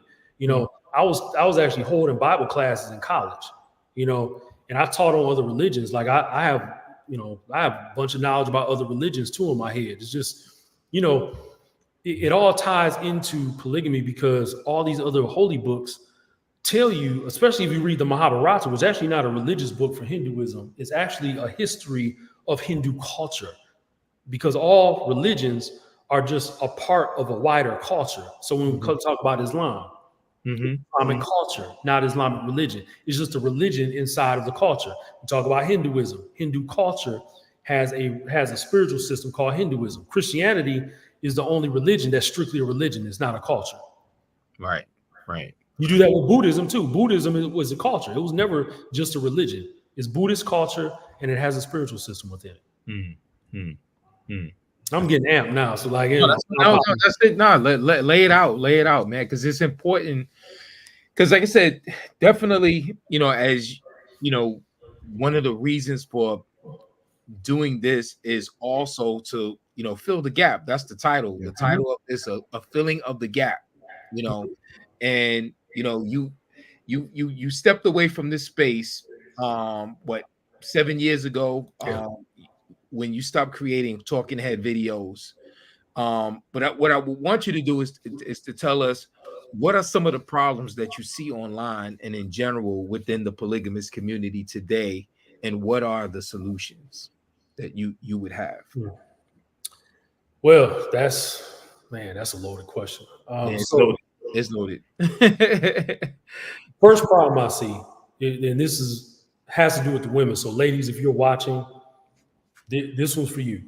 The first thing, men are not teaching it in light of the actual role that you have as a man. I see probably one or two people maybe being thorough with it, but it's patriarchal. But how do you take care of those women? Nobody's teaching that. So, like, I'm the only person, for example, why am I the only person teaching on family trust? Like, you're supposed to have a family trust. Why do you got 3 women and 12 kids and you don't got a family trust? Like, no. What are you going to pass down? Do you have a funeral directive? Do you have a living will and testament? Okay. Do you have life insurance? Does everybody in your family have medical insurance? Okay. Nobody care how many women you smash and how many women are dedicated to you. See, now me and the brother Che, this is something we talk about often because, we both have Filipina consorts, and that's actually a good brother. If he was on here, man, we would just be here for the next 2 days. Talking about polygamy. That brother knows his stuff. Right. But he's actually in the comment section. That's my big brother. He's Live Healthy. That's him. Yeah. Okay. Also from Detroit, by the way. That's my other Detroit brother, by the way. Yeah. But we both have Filipino consorts, and that's a totally different. Their culture is direct opposite of us. Now you do have a few Hebrews there, and a lot of Muslims. Actually, 10% of the population in the Philippines is Muslim. So, at any rate, going back into this question here, we as a polygamous community, the people out here teaching it, they don't want to go into these dark corners of the universe or the polygamy universe and start teaching and like things like that are uncomfortable because they want to be famous. They too busy trying to get famous out here as opposed to you just doing the work. When you're doing the work, we will rarely ever see your women. Now, lately, that's the first time you saw any of my women. In another interview I did with Brother Robert Reed, my primary consort who passed away in December of last year, she was just off camera, but she was interacting with Brother Robert and I. If you all look up Robert Reed, R-E-E-D, that brother, he has a debate, by the way, with another Christian preacher. That's sharp. That brother is also very sharp. But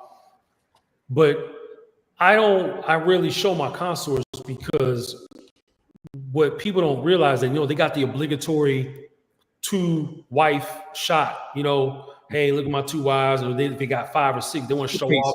It's showcasing. Yeah, they want to showcase. And I'm like, okay, so you're exposing your women to the utmost scrutiny. And they're going to talk about, well, she's not attractive, or she has an injury, or she's ill, or she didn't look happy this day. And now, she's overweight, right? Or she's overweight, or why she looks sick, and you're supposed to be a polygamist. And see, now most of the chatter, most of the activity is now focused on negatively criticizing you as the polygamist and your women. And women don't do well with a bombardment of negative criticism. You notice they can literally snap like that. I've seen 2 women. That makes a lot of sense. So how does that work with because a number of the brothers that I'm sure who currently have women, may have recently told their woman that they want an additional woman, or they want to practice polygyny, or they may even be thinking about it, but they know that their woman has not been raised in that culture, and have their issues with it, their fears, with the idea of sharing, right? So, imagine putting a woman who is trying to overcome, or who doesn't want to overcome, her prescriptive monogamous, thinking and mindset. And here it is, she's being put on Front Street. And then there's all this chatter that's going on, right? How would that have an impact on her? Well, it won't have an impact on them if you keep her out of the spotlight. See, you can just head that off in the past. Women don't do well with too much attention from outside their family. Especially negative, right? Especially negative, especially negative. And you don't want, and I've seen this, I saw this, I remember this was when Facebook was a bit more popular and handy, like people were actually on there often.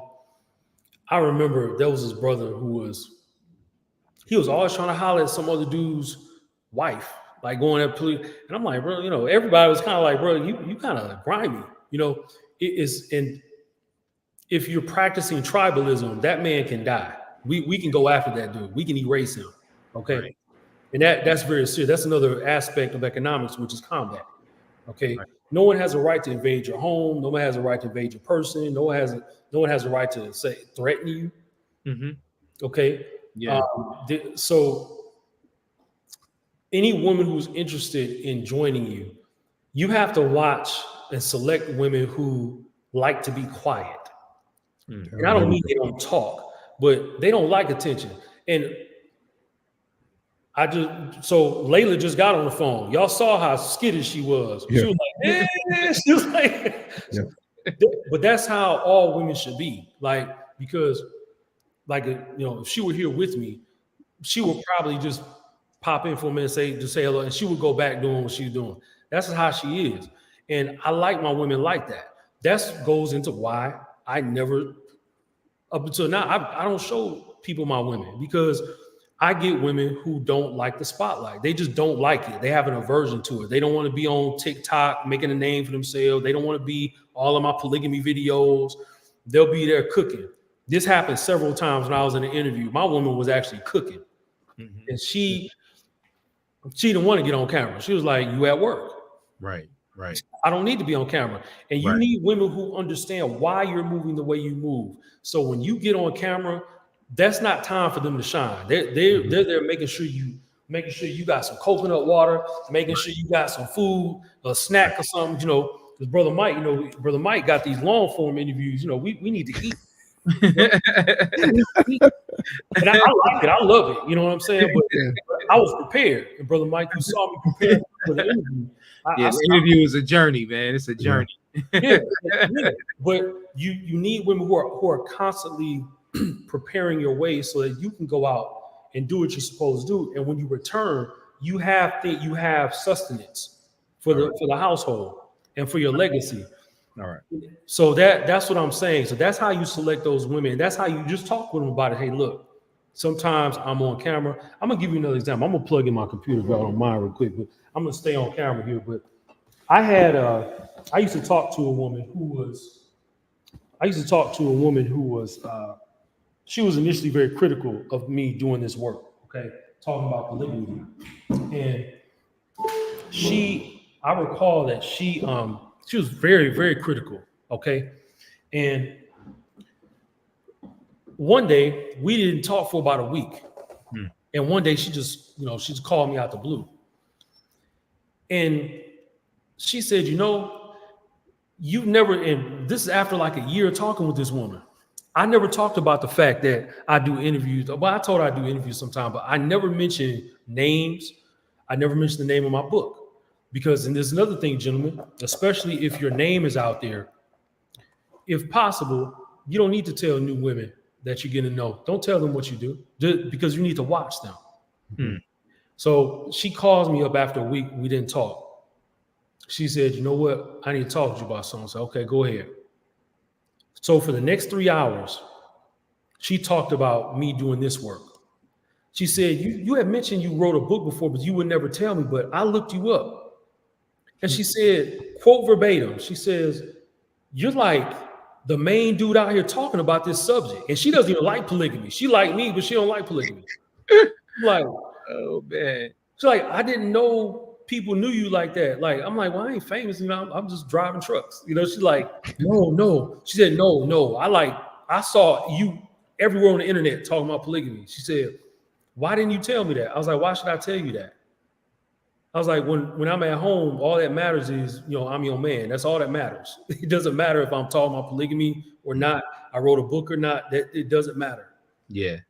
She said, no, but you really need to get out there more. Like, you need a team. Like, you know, who's your team? Like, you need a team. Like, you should be like a multimillionaire. I said, perhaps.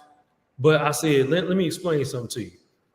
And because she's so focused on money all the time, I stopped her. I said, let me tell you something. I'm going to tell you what my granddad told me. Same granddad I told y'all about. Money is less important than people. And my mother taught me that too. They're always less important than people. Or, I'm sorry, people are always more important than the money, because you can always go and make money. Right. That's right. But relationships are difficult to obtain and difficult to maintain. They're very difficult. When you have friends, they're difficult to maintain. You have to constantly be on point. Make sure you're respectful. Make sure you're kind. Make sure you're giving. Make sure your energy is reciprocated. These are things I was taught as a child. So I'm telling her this, and her eyes are bugging out of her head, like she basically thought I just wanted a girlfriend. I'm like, okay, that's cool, you know, but I don't want to bog you down with my job. Right. Okay, when I go to work, that's work. You don't need to be involved in the stresses of that. You don't need to be on camera with me. You don't need to be giving your opinions and all that. I kick it with the brothers, and then if I need you to show up, you can show up. So I'm giving you an example of kind of how I dealt with that situation. Right. I don't really want my women involved in what I do. In fact, they don't care. They just want to be happy and kick it with me. So I leave it at that. So hopefully that answers that. No, it definitely makes sense. I think brother Eddie here, shalom to you, brother. He said this in the comment, says discretion is your best in polygyny. Oh yeah.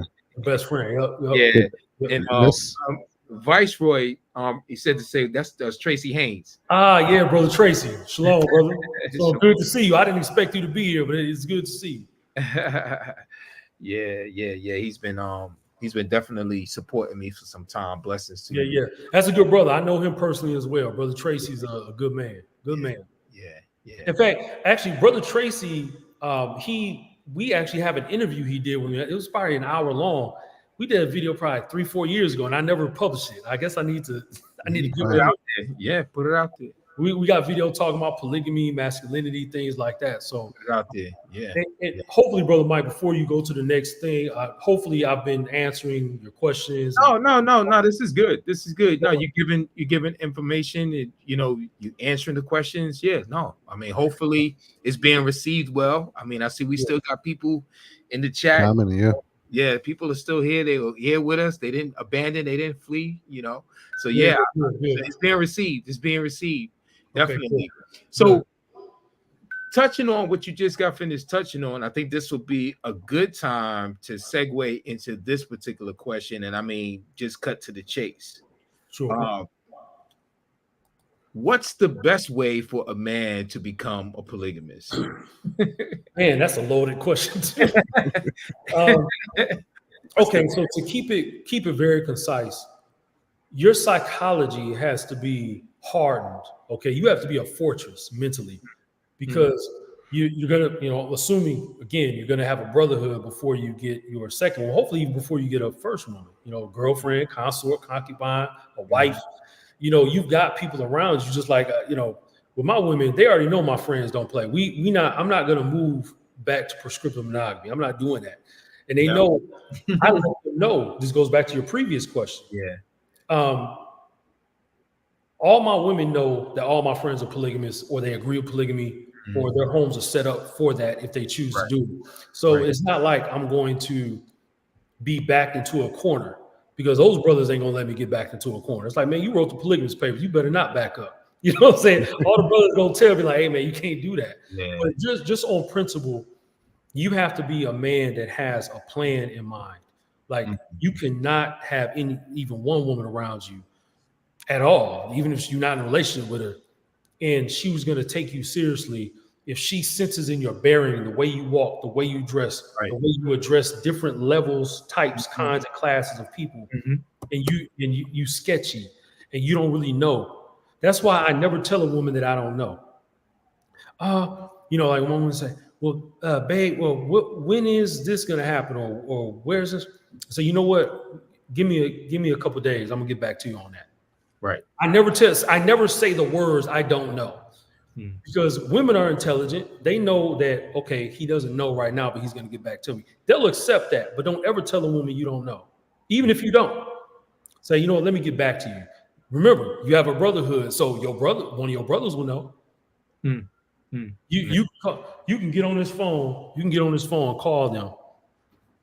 Just get on the phone, start dialing numbers. Hey, man. Hey, I've been wondering, man. I'm trying to bring this third woman in, man, but I gotta go do A, B, and C. You know how to do that? Oh, you know what? My cousin is an attorney. So you on the phone parlaying, you got your problem solved in 5 minutes. Now you got the name and number of one of your brother's cousins who's a family law attorney. Now you got the problem solved just like that. So you marinate on that for 2 days. That's why I always give my women a far out time frame. If they ask me something I don't know, then by the time they come back to me, I fleshed out the problem and I found a solution. And this is an economic strategy. And women know that too. And I don't mind women hearing this because they'll agree with that. They don't like going to their man, especially if you're older, you're in your 40s, 50s, 60s and up. Yeah. You don't know. like you got 3 women and you don't know. A lot of sense. Never say that. You speaking of economics, Robert Kiyosaki, that's one of his principles that he often teaches. He taught that in his book Rich Dad Poor Dad that he wrote back in the 90s. Yes. That's one of his principles that he always talk about, how his rich dad taught him, whenever the kids ask or the children ask for something, never tell them we can't afford it. You always, well, we're going to figure out how to afford it, how we can afford it. Right. Rather than just say, no, and just completely turn the lights off, keep the lights on and then try to figure out how to get it, from there. Right. Yeah. That's correct. So to the brother's question, I'm assuming it's a brother asked the question there. Your psychology has to be on point. Also, there's been sort of a slow uptick. Which question? I want to put it up on the screen. What's the best way for a man to become a polygamist? Oh, yeah, no, that was a question I put up. I'll put that up. Yeah, okay. So you have to have a spiritual base. And there's been a slow uptick in these polygamous men trying to make a name for themselves. And pardon me, they getting out in the media like, oh, well, we don't need religion. And it's like, yeah. Wait a minute. It's like, wait a minute, boss. No, you have to have a spiritual base. And you have to have a very militant mindset when it comes to your economy. You have to be absolutely ruthless with the things that you are laying down, because remember, this is going to impact multiple generations behind you, your decisions. Right. And I used to think only for myself. I'm out here, I'm a nomad. I'm like 25. I'm like, yeah, man, I got this.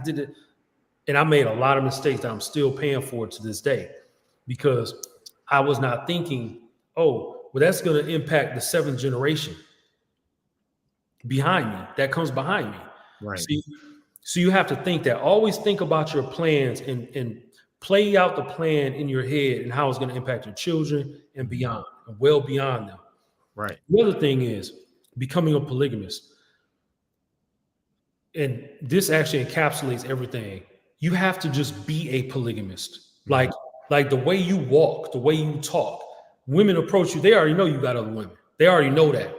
Right. That's happened to me. I remember I had a Haitian girlfriend many years ago, and we were out somewhere, we were talking, and she said, so, hey, aside from such and so, how many other women you got? I was like, oh, she's like, well, no, I'm sorry. That was a different time. That was before I got the second woman. At the time, I was single when I met her. And she said, well, you know, the day we met, I came over to your house. She said, I assumed you had another woman. I'm surprised you didn't have another woman over there. I said, wait, so you are, she said, I just assumed that. She said, a guy like you should already have 2-3 women. And I said, why would you say that? She said, it's because of the way you carry yourself. And there was a time where I was at one of my elders' properties, okay? And I was training in holistic health, and my elder was gone, but I was still on the property. And I'm outside, beautiful day, birds singing, 200 acres of land. I'm out here in Virginia talking to this other woman. She was an older sister. I think I was 32 at the time. She was about 37. And she said, well, how many women do you have? At the time I was single. I said, well, I'm single right now. And this is before I started teaching on polygamy. This is right before I started teaching on it. She said, that's interesting. She said, you know, you're the type of man who needs 4 wives. I said, what? Because remember, I wasn't teaching on it. I wasn't out there talking about it. She said, you probably going to need 4, maybe 5 wives. I said, what makes you say that? She said, brother, you got too much energy. She said, you got ideas. She said, the things you're doing now, she said, you smart. She said, you know, guys like you, there's not a lot of you there. And plus, you seem like you really understand domestics. See, so here she is. She saw that. She saw that. And I didn't even see it at the time. Like I wasn't even really thinking about polygamy. This is like just even a month before I started teaching. I wasn't even really thinking about it at the time. And I just thought there was an interesting conversation that I kept in mind, and I started to take this thing more seriously when I thought about writing the book.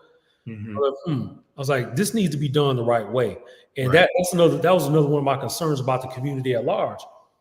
People don't want to talk about certain things. They scared of girls. They like 50, 60 years old. You scared of women, and you don't want to tell your one woman that you rejection. You don't want rejection.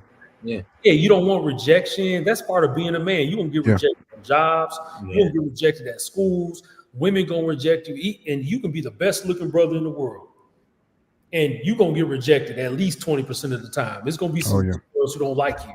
They just don't like you because you're too tall. I had a girlfriend who complained all the time that I was too tall. Now I'm just, I'm a little bit under 6 feet, and she was always complaining because she was 5'5", and she liked guys her height. And I'm like, well, I'm not 5'5". I can't be 5'5". but she didn't like me. And most girls you hear but I had another sister who was 6'2". I knew this is a big sister. And she was like, I love me some Hondo right now. She said, but you just, why can't you be 6'5"? You're just going to get rejected a lot. And it's a part of being a man. So that's another problem with the community and with the polygamous community out here teaching. We don't want to take it to certain levels, because what that's going to do, which keeps going backward in time and in our discussion here, is going to force you to become the absolute best man that you can become. But if you're a polygamist, you have to become that dude. You have to. Right. You don't even have an option. If you say, I want to be a polygamist, hey, you go to your woman, you're like, hey, I'm thinking about adding another woman. She looking at you like, bro, what? Well, then you can be like, baby, look, I'm making $500,000 a year. We only spend $250,000. We only got 2 children. You know what I'm saying? I own land, it's all, or my trust has land. Then I have my personal property for my family. Your cousin like me, you just start laying it down for like your cousin like me. And the Puerto Rican sister at my job, she like me too. So, what am I going to do? Right. Especially when you become a man who is prominent in the community. And let's say you have a successful business, or you invent a new software program. Now your net worth is 50 mil. So you mean to tell me I'm only going to have one woman? No, absolutely not. Yeah. But anyway, those are some of the things you have to do. Have to have a plan. Make sure your mind is sharp. Make sure you work out at least 4 days a week, gentlemen. Make sure you exercise. Yeah. Like even at my age, I can still hoop. Like I can still ball. Like I still hoop with 20-year-olds sometimes. So it's like, it's you have to be able to keep up, because women are going to soak up your emotional energy. That's going to seep into your body, how much energy you're using physically. And you need to be mentally sharp, because sometimes your women going to test you. Even the best women, they going to run a test on you. Oh yeah. Oh yeah. You gotta shut that down. It's you know, I mean, she's not here, but you know, Sister Deborah and I was talking about that. You know, I mean, it's just within the nature of women, you know, because it's part of them. They're not as strong as us, you know, so therefore they have to use this. And one of the things that women do, just, you know, and even as little girls, they test you out, Mm-hmm. you know, to see, you know, whether if they could boss you around, or whether if they can, you know, just be mean to you and rule you, and how you going to take it, how you going to respond, you know. And it's all really just a means of just vetting you, you know, to see whether if you fit the bill. No. Well, I'm gonna give you all another example. So my late consort, her name was Emily, okay, or Emmy for short. So she calls me one day. She's on video call, and I'm like, you know, babe, what's up? Because we had already talked earlier in the day, but we normally talk 2 or 3 times a day. And she's my main consort, so she was always up on everything within my economy. She knew everything was going on, and she was giving her opinion on like other women. I was trying to see all that stuff. So she was staying with a friend of hers in one of their older friends' homes that they owned, right? So she's staying with her friend who's her age, right? She calls me, and they're at the front of the house in the doorway talking. And I'm like the way her friend was looking at me, I'm like, her friend started doing all this, like she started speaking in Cebuano. And my lady spoke 11 languages, so, and she could understand the other 3 languages. So she was really smart. She's like, oh babe, V says, you know, she says, you're very handsome. I was like, okay, I appreciate it, V, thank you. You know, and I'm like, what's going on here? And she says, babe, she says, how you think Virgie look? Now they sitting shoulder to shoulder, both in the camera, and V, she give me the eye, right? She give me choosing signals.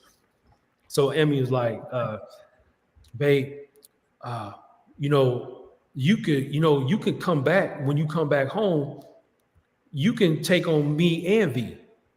She said, then you don't have to go outside the house. Both your women are here. I was like, I mean, this phone call was getting like more interesting.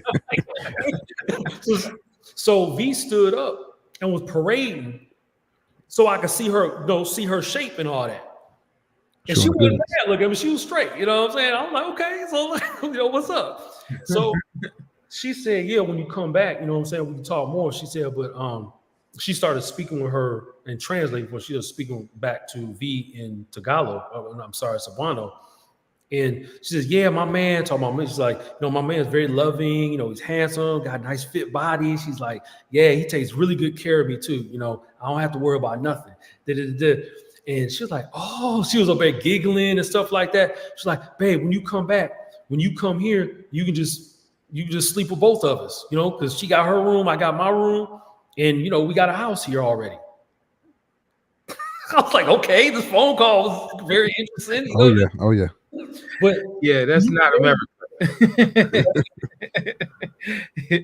What's that? I said that's not America. But see, but this is what happens when, like, I carry myself like a play. Like, I don't talk about it a lot with my women. I actually, that's another thing too, for the person who asked. Stop talking with women about polygamy so much. I never even ask women's opinion about polygamy when I'm getting to know them. I don't ask their opinion. I don't ask what they want. Yeah. This is my economy. You joining my economy. So this is what I'm gonna do. And if you want to be part of that, that's what I'm doing. And you're gonna be here. Right. So that's you don't have to be arrogant about it or pushy. Mm-hmm. But when you're relaxed and you conduct your affairs like that, everything you do is magnified. When I go get a job, like, for example, if I'm making 125 a year, if I go get another job, I better be making 180 because I'm thinking bigger. Bigger. Polygamous men think big, and we think in terms of possibility. You never hear polygamous men say, I don't know about that, man. We can't do that. What do you mean we can't do that? We got 5 people here. We got 10 kids. Yes, we can do that. Right. See, so those are my answers to that question. Yeah, it reminds me of this passage in a portion of Genesis 1:28, God said unto them, be fruitful and multiply and replenish the earth. In other words, here it is the first charge for this couple: be fruitful and to multiply. So when you said be, right, from the beginning, that was the commandment, that was the order, that was the instruction for us, is to be that. You know, that was his first instruction to humankind, was to be fruitful and multiply. I call that the prime directive in the nature. Exactly. And that word multiply is excessive. Yes. You know, it's a lot, it's an abundance, right? You're supposed to have a lot of sex with a lot of women and make a lot of children. You gotta think big. You get wealthy. That's think big. You gotta think big. That's a command. Yes. That is a command. That's a command. So first thing is follow the command and be right. Yeah. Yes. Like that. I like that. You was gonna say something, Brother Jeremy? No, man, I'm just sitting up here soaking it up. We had a couple comments and a couple questions in the comment section here. But to what Brother Hondo was just saying, it struck me because coming from the Western mindset, you would think that it would be mean to go to a woman and to put down her thoughts on polygyny. But really, from what you're saying, it's just telling the truth. And that's how you can rest and just telling her the truth. And the truth of the matter is that your opinion doesn't matter about this, because just like you said, it's my economy. You're entering, as you said, under my banner or under my household. So, it doesn't matter what you think. Right. And I actually had to, I had to mention that to somebody the other day when she said, "Oh, well, I don't subscribe to that." I'm like, "Well, I do. It doesn't matter what you think about it. If you want to get on with it, then you'll get on with it." Yeah, absolutely. Yeah. I'm trying to find that question here for you, brother. Yeah, somebody had a question above. I see. I lost it now. I think you're asking something about head coverings. Yeah, that was one. I'll find that one. Okay. But this was the first one I came across right here from Brother Menelo. He's just asking, what would you say to someone who wants to practice polygyny but are afraid of the pushback from acquaintances or family? Very easily solvable. So you have to ask two questions. One, does she come from not only a polygamous society, but does her family support polygamy in the first place? Like, does she have polygamists in the family and people are okay with that? If not, if they don't subscribe to either one, or rather they don't subscribe to polygamy, is she close with her family or is she estranged from her family? If she's a mercenary, if she's out here, she's just public property, as one of my elder brothers calls it. Community property. What's that? Community property. Yeah, I mean, even if she's not sleeping around, it's like you're not close with your family. Like they live in. Nobody can speak for her. Yeah. Yeah, these cats live in the Bahamas and you live in China. It's like right. It's like, well, hold on, So you have to deal with that with kid gloves. One good thing about the Philippines is that everybody knows polygamous men. Everybody knows men who got other women. Mm-hmm. When I'm bringing the system, nowadays the girls are giving a little pushback. But shoot, when I had my first consort there, not really. She was like, I'm gonna be your biggest fan. She said, because I at the time wanted to play professional basketball there. She said, well, I'm gonna be your biggest fan. I'm gonna be screaming louder than the other girls. She said, your other girls ain't gonna be as loud as me. She said, but I'm gonna be your number one fan. So she even knew what was up. If I become a famous basketball player in the Philippines, I'm gonna have. She even said herself. She said, you're gonna have other chicks. That's just gonna be what time it is. Okay. So even though her family didn't like that, she was okay with it. And I made sure that I took care of her to the point where it didn't become a problem until it became a problem for them. But she never gave me pushback. I've only had one woman my entire life give me a hard time about me having other women. Once. And that was recent. That was last year. So all this time, all these years, women generally don't give me a hard time about it. Right. Even my consort, Layla, potential consort there, she said, well, I know you have other women. That's just the way it's gonna be. She says, not something I like. She said, but I mean, you a good guy. She said, so what am I gonna do? Argue with you? And my late counselor told me the same thing. And see, in that situation, that's a classic example. Either you're gonna lead her or she's gonna lead you, and you're only gonna just have her. Women don't have to like polygamy in order to be with you. And I know that's a hard thing for brothers to wrap their mind around, because brothers sis, you gotta be, promoting and Right. they don't gotta like it. They gotta like you, and you are polygamous. But that's one reason why you have to make sure they're secured and taken care of, because that helps to dampen a lot of that insecurity they have. Because if you out here broke and you talking about some, like, we gonna do polygamy, you like, man, whatever, man. I already don't like you being with other chicks, but you broke too. Like, you have to pick a struggle, bro. You either gonna, but you're helping their argument. You're helping their argument. Absolutely. And that's something, brothers, that I didn't understand when I first began. Like I said, I was poor. I was very poor when I first, I had all these women I was dating, but I couldn't pull it together because I couldn't throw money into certain projects and things to go do anything. I didn't have a car, didn't have no money, working part-time. I was working part-time. Like, I was working like one day, twice a week. That ain't gonna work. You need to be out here.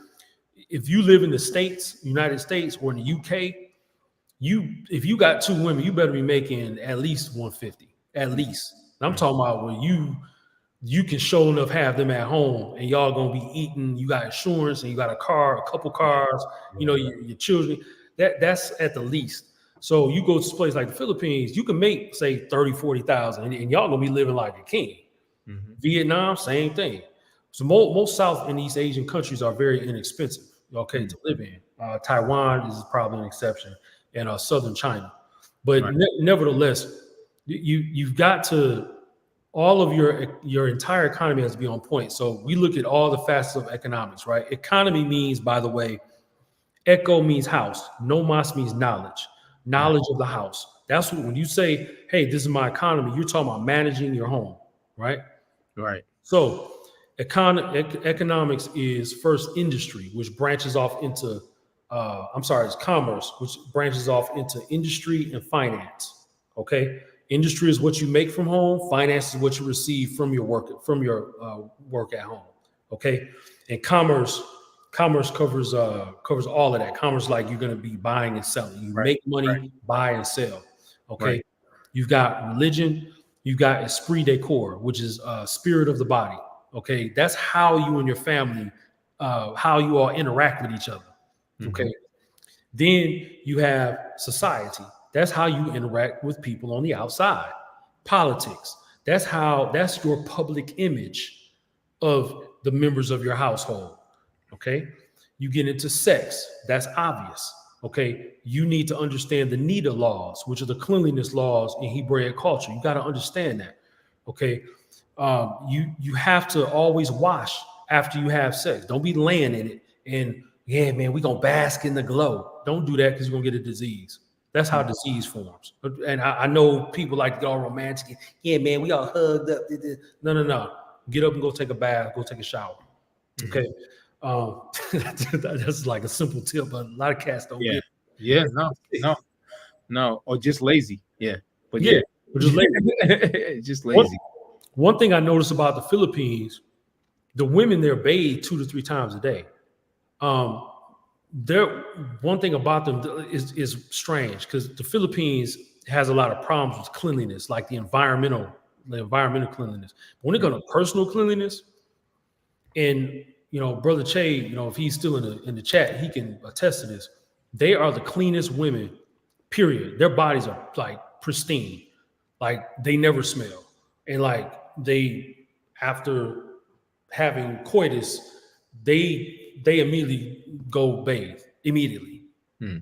And they'll get upset if you try to keep them in the bed. They practice that, and their mothers teach them that.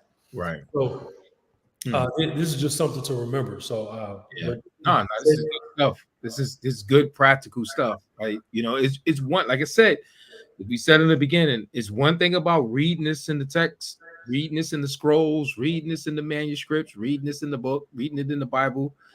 But it's another thing, like, how do you put this in motion? How do you put this in practice? How do you live this out? We have to become practical. Oh yeah. In this, it's more than just the theory aspect. It's more than, okay, I got a revelation.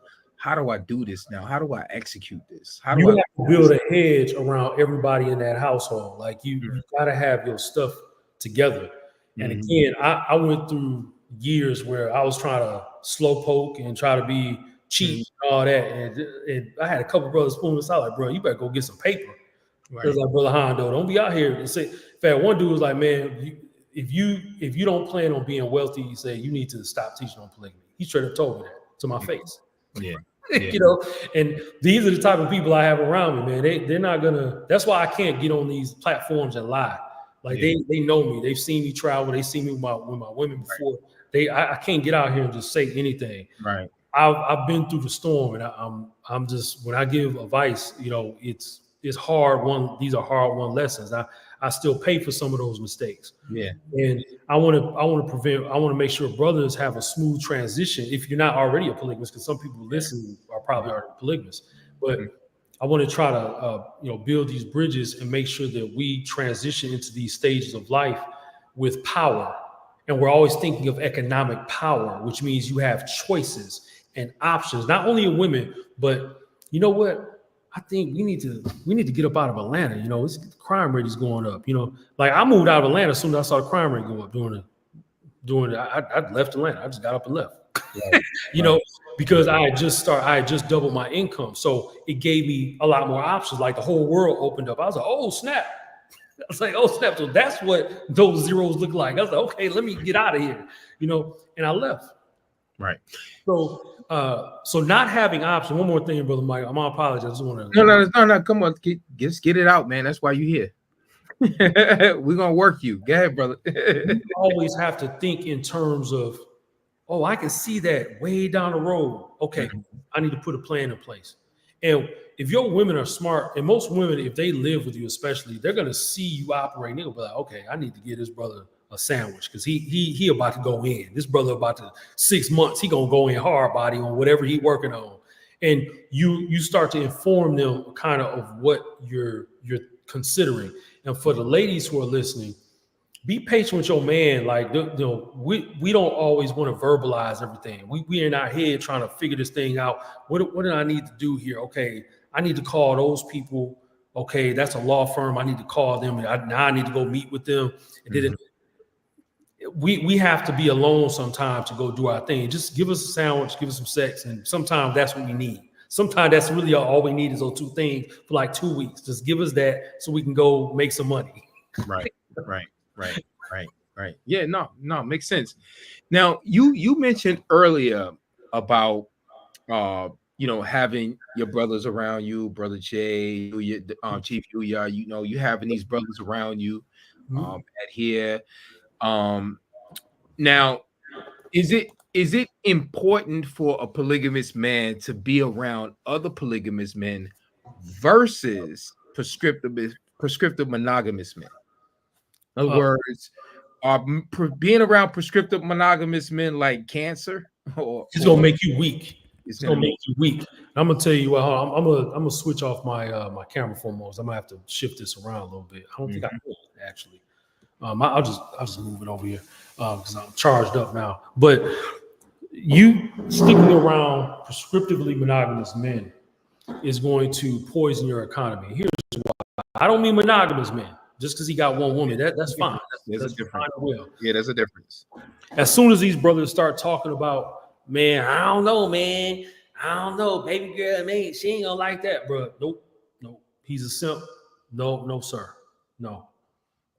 You're either he's gonna have to get up to speed with where you at, and you and the rest of the brothers are at, or you need to abandon that whole association. Because one thing I notice about men who are prescriptively monogamous, they speak in terms of impossibility, and they say, I don't know about that. All these I don't know dudes. And I don't know. No, we're gonna come up with a plan. If we don't know, we're gonna keep that silent. We're gonna mumble that under our breath around each other, and then we're gonna go come up with a plan. Okay, let's go figure out how to do that. There was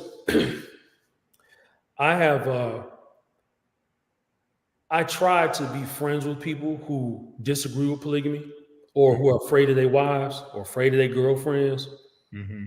And bro, you see the fear in their eye. And I'm looking like, dog, you okay? She ain't even here, bro. She 50 miles away. You all right? You, oh man, I don't, you know, they start bucking. Their eyes start bucking. You like, bro, this I can't talk to you, man. I can't talk to you because you gonna sap my power. Yeah. You know, my women come around you gonna be, oh man, how you do that, man? How you do that? In fact, you know, again, you know, me and a brother Che were building on something. You know, we've been to the Philippines, you know, between us many times, and we sit over here. We talk about how people react to us, especially we brothers, and we got multiple women. The boy, they don't know what to do with us. We're like, dog. They're like, dang, for real? You know, and you know, they don't want to say it. They try not to be rude, but you black too? Because people aren't used to seeing black men whose economies are under control. People expect us to be out here, you know, we slinging dope. You know, we slinging the D. That's all we doing. We just sleeping with a bunch of women. We got eight baby mamas, you know. Man, that's what the image of us is. But even though most of us don't do that, you know. So when you start talking about controlling your economy, any man, no matter his ethnicity, you're going to repel other men who don't think you should be doing that. So it's going to turn from a thing of fear into trying to destroy your economy. I've seen that too. And that's, you do not want to allow yourself to get cajoled that scenario. So I just don't hang out with dudes like that. Now, if I just happen to be an acquaintance, I just straight up tell them like, hey man, you know, you just gotta, you know, if you want another woman, you want another woman. Right. You know, they losing their breath. I'm like, bro, you act like we in a boxing match. Nobody, you didn't get hit in the liver. Because they literally in their minds, they're imagining their woman is like talking to them. Yeah. And I'm like, bro, yo, snap out of it. Your woman isn't even hearing the conversation. Yeah. She's not even here. Yeah. See, that's gynocracy. Yeah, just the thought of her finding out, just the thought of her like that, it just puts them in a panic. Yeah. But all of my friends agree with polygamy. I can go right down the list, about 30 brothers. All of them agree with polygamy. Every last one. And a lot of them are polygamous. I say probably almost half of these brothers actually got 2 or more women. I know a brother who got about 5, you know? And it's like, to us, it's normal. It's just like, okay, I need to go get another bottle of coconut water. Okay, I got another woman. I just got another woman. Okay. It is normal. And until men see polygamy as normal, not that everybody is doing it, but that it is just, okay, 10% of us are doing this. Until men see it that way, you're going to have a problem adjusting your mind and your spirit and your bearing and the way you walk with your back straight. You're going to have a hard time with that. So that's why I made sure that as I gained comrades over the years, all of my friends either come from polygamous societies or they have 2 women. I have very, very few who are single. I probably got 2, maybe 3 friends who are single, and even their scenarios are understandable that they're single. Okay, it's not even like they're trying to be. Like one guy, he works twice as much as I do. He doesn't even have time for a relationship. So, you know, but everybody agrees, even those brothers who are single, they agree with polygamy. Like I just don't. Polygamy is just normal to me from age 3 up until now. It's like, bro, we just going to get some coconut water. That's it. Right. We just getting some more water, bro. It's okay. You can have another girlfriend too. So when we go to the store, 7-Eleven, you know, that cute Indian sister, yeah, she's single. It's okay. Just coconut water, woman. Yeah. All right. So I noticed in your videos, your writings, your interviews, and through having personal conversations with you that you utilize a systematic approach. Yeah. What's your approach to polygyny as a system? as a system? Well, all of the spheres, the economic spheres I mentioned, these are spheres of power. You have to, and ironically, Tariq Nasheed, the brother Tariq Nasheed, has a similar something, but I didn't even know he had that until way later. Right. I was already formulating this. I don't want to make people think that one of us. Now he has that in regards to polygyny, or he has that in just economics in general. Economics. Okay. Yeah. I just want to make sure everybody, if you hear his show and he talks about it, none of us are biting off each other. We just happen to have right. But I apply it to building a system whereby everything is connected. So all of these spheres of power are directly connected to each other. So if you, for example, let's say if tomorrow, Brother Mike, I start asking you for advice on starting a church, and I decide I'm gonna go back to Apostolic Pentecostalism. Okay, well, I'm gonna have to switch up how I do polygamy a little bit. Like, okay, how am I gonna relate to? Okay, my women are like, some came up in the Catholic church. I got a couple of Muslims, and like, how am I gonna do? So now I got to switch up. So it's already affecting that. Right. It's also going to affect, for example, if I switch religions, it's going to affect how I interact. Let's say I'm doing business with, say, 5 Muslim companies, organizations. Well, what if I'm on a board of one of these organizations? So now I just switched. Now I've probably lost some money. You know what I'm saying? They don't want Christians up in their spot. So everything that you do is going to connect to something else. It's actually going to directly impact something else in a heavy way. Right. Just for example, when I moved here, I moved to this apartment here.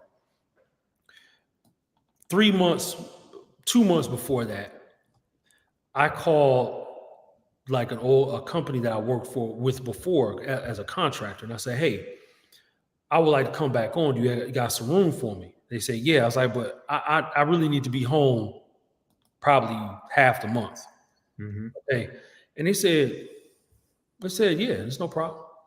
See, things started to roll together. So now I said, now I got time to go finish polygamy as economic warfare. See, so one small decision, now I'm getting more rest. I've actually lost some weight. See, so now I got more energy. Now I got more energy to get another woman because I'm going to make more money because now I can start my business. Now that means I'm going to be making more money. See, so as soon as you make one decision, it's like it's a tidal wave building up, coming ashore. Right. And you really have to watch. Even you don't want to become overwhelmed with your success. We always want to speak in terms of victory when you're a man in general, whether you're single, monogamous, or polygamous. You need to always speak, think, and write and read in terms of victory. The songs you listen to should never be simp songs. Okay. It should never talk about relationships in terms of pimping and being women being whores, or the frequency is off. You always want to listen to music that is constantly pumping power into your ears. Period. Right. If you do anything otherwise, your economy is going to start to fall apart. The people that you run with, those men should always call you up with encouragement. Hey man, what's going on with you? Oh man, Brother Mike, if I call you on the phone, he's like, oh man, brother, I know, man, I just got this contract, man. You know what I'm saying? It's going to triple my income. Bro, that's great, man. Let me know if you need anything. Boom. Now things are starting to roll. So because you linked up, remember, this is society. This is outside of my own household. Mm-hmm. Now I linked up with one of the brothers. We're creating a tribe out here. You see, this is very, very important. Everything you do is going to directly impact everything else. Give me an example. I was talking to one of my brothers, and I said, man, you notice, have you made any friends in like the last 10 years, like new friends? He was like, oh man, heck nah. He said, man, these dudes out here a week. I said, yeah, basically. I haven't made any new friends in probably 5 years. Like everybody I've started corresponding with, guys I know personally, we've known each other between about 5 years and 32 years. That's how widespread the length of time I've known these cats. In fact, the brother that I've known for 32 years, he and I were on the phone a few days ago. He's from Detroit also. And he moved to the city I grew up in when we were younger. Yeah. And from the day we met, we were thick as thieves. We played basketball. We talking about girls. Come to find out, this brother always got other women. He's been married almost 20 years. See, I didn't even know he had other women. I thought he was just married to his woman for 15, 16 years. Yeah. And no, 16 years. And he was like, "No, man." He said, I've been watching your videos for years, man. He said, "I've been watching them, even when he and I were out of contact." He said, "But bro, trust me." He started telling me all these stories, like, you know, and I was joking the other day. I said, "Man, you always got some sister down the street." He said, "Basically." And we just like laughing because that's how he rolls too. And his wife knows. She was like, "Don't bring that home. Don't be bringing that home. We got limits. We got hard limits out here." Right. So, Right. But he also has the economy to take care of him, though, right? He also has the economy to move and do things like that. Yeah. I mean, you know, he's always had a job. He's always worked like he's been like in skilled labor. So you know, he got money. You know what I'm saying? That's never the issue. You know, he can always go on extra dates and things like that. But we're being very simplistic because in an urban environment, it's not going to be always like all the sisterhood and they got head wraps on and they farming and it's not going to always look like that. And I know people talk like that. It's not always going to look like that. However, regarding proximity, as much as possible, you want to have your women either in your home or on the same land. And that's kind of what I was working on before my primary consort, my high consort passed away last year. We were actually starting to look for land with compound that was a compound. We were looking at different compounds and things like that so we could farm. And she was like, Emmy was like, "Nah, so babe, I'm down for it." She's like, "As long as they don't try to fight me, I'm gonna leave." I was like, "Nah, you just don't leave." I was like, "Wait a minute." She was like, "Okay, I understand. I'll talk to you if I'm frustrated." She said, "I just don't want to argue." She said, "Because I'm not jealous of your other women." She said, she told me, quote verbatim, just to show you how strong it is. You got to be strong in the force, as they say, right? Star Wars. She said, "Babe, I don't care if you have 100 girlfriends." She said, "As long as they are taking care of you, and when you come home to me, you're not stressed." She said, "Because your other woman is always stressing you out." She said, whenever I call you and she with you, she said, "Babe, I know you." She said, "That look on your face, I know when she did or said something stupid." She said, "I know it." And she's Filipina, both of them Filipina. She said, "Babe, I don't care if you got 100 girlfriends. When you come home, your face needs to be washed before you get here. They should be washing your face. They should be clipping your nails. They should be cooking you food, and they should be sending you out here with some fruit or something." She said, "Because you love fruit." If she's, in fact, just a quick story, just to illustrate this. I just come from seeing the other woman, right? The other woman had left. She left my apartment. I sent her actually back to another city. I flew her to another city. See, you need the money. You got to be able to fly your woman in and out if necessary. Money. You got to have cash. So, he did that like his grandfather. You need the money. Exactly. So I flew the other one out. Now, watch how I coordinated this. So I was getting to know this other woman. The other woman came over and helped me cook. This is this other woman. And she was a virgin too, okay? So she comes over to my apartment and we cooking, okay? We're cooking food, y'all. We're actually literally cooking food. But we're cooking this food, and she left a little later. And my other woman who had just left, I flew her back to Manila. So I was expecting Emmy to come back on Friday, but it's Tuesday going on Wednesday. And I said, "Hey, Em, when you come back on Friday, make sure you bring the stuff that you got together for the book that we're creating." She said, "Friday? You said Wednesday." I mean, she was snapping. And I let my women, you need to allow your women, even if they're angry, they're sad, they need a release valve. Don't always be so stiff where you don't allow them to express themselves. Because she was angry with me. I was like, "Why is she mad?" I was like, what's your problem? She was like, "You said Wednesday. I come back Wednesday." She's like, "Hey, I don't want to wait till Friday." I said, "But I want to be by myself for a couple of days." Like, she's like, "Yeah, but you with your other women." I said, "I don't got no women over here. I'm by myself." Right? She said, "Babe, no, Wednesday." And she was with her family. But I said, "Okay, this is why you need to really know your woman's moves, like how she thinks." I said, I didn't tell her this. Never told her this. I said, either her family is stressing her about money, trying to get, because in the Philippines, families be trying, if the girls get a foreign boyfriend or a husband, they trying to get money from this dude. Oh yeah. I knew they were either stressing her about money, or she just missed me, or both. So I said, babe, okay, hold on. Stay on the line. I got her. I immediately sent her some more money because the place she could pick up the money from was like, I think about 1 kilometer away, right? I sent her some more money. I said, that's enough for you to do whatever you got to do for the next week or so. I put her on a boat, and she went from one island to my island. And then she came back. I met her at the dock. I actually went to pick her up from the dock. I gave her a hug, gave her a kiss. I said, baby, you all right? Okay, you home? You good? She's like, yeah, you trying to keep me away. She said, I said, no, it ain't like that. So you have to coordinate time. That's another thing. You have to be able to coordinate time. So I was able, because I had resources, I was able to immediately, one woman left a day after the other one left, and I was able to bring the other one in immediately, just like that. Mm-hmm. You got to be able to do things like that, you know? And you got to be able to do things like that. So it ended up being good because I was by myself. I was in my own apartment. So it's not a problem. That's why, even if you live communally with other brothers, because I spoke with a brother who was from Sudan, and he said sometime in the Sudan, even if the men are married, the men will share a house, and the family or friends, they'll share a house, but the women, all their wives will be like right across the road or something, and they'll be in the house, and then they spend time in their own rooms or whatever. Sometimes they do that, or they'll have family property. Sometimes they do that.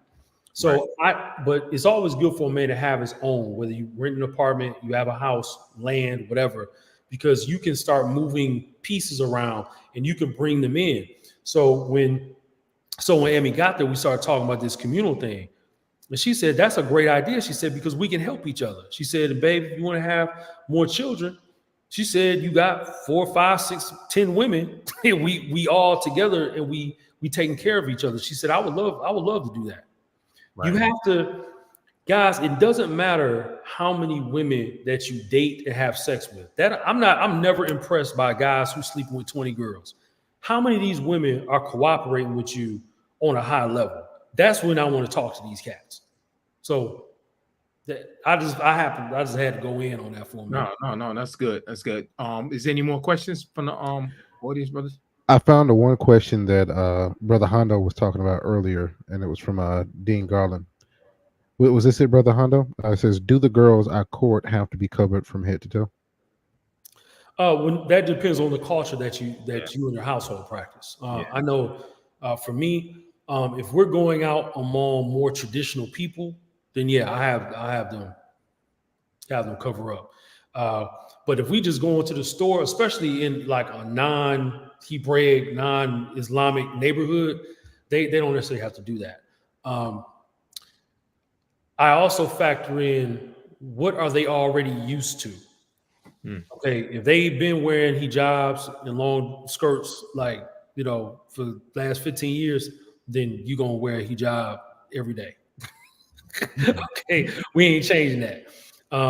If the Hebrew sisters, if they wear a hair wrap all the time, you're going to wear a hair wrap every time, unless we going to hoop or we going to the beach or we going, okay, then you can take the hair wrap off. And even then, you still going to dress very conservatively, even though you got to go swimming or you're going to play a sport, you know.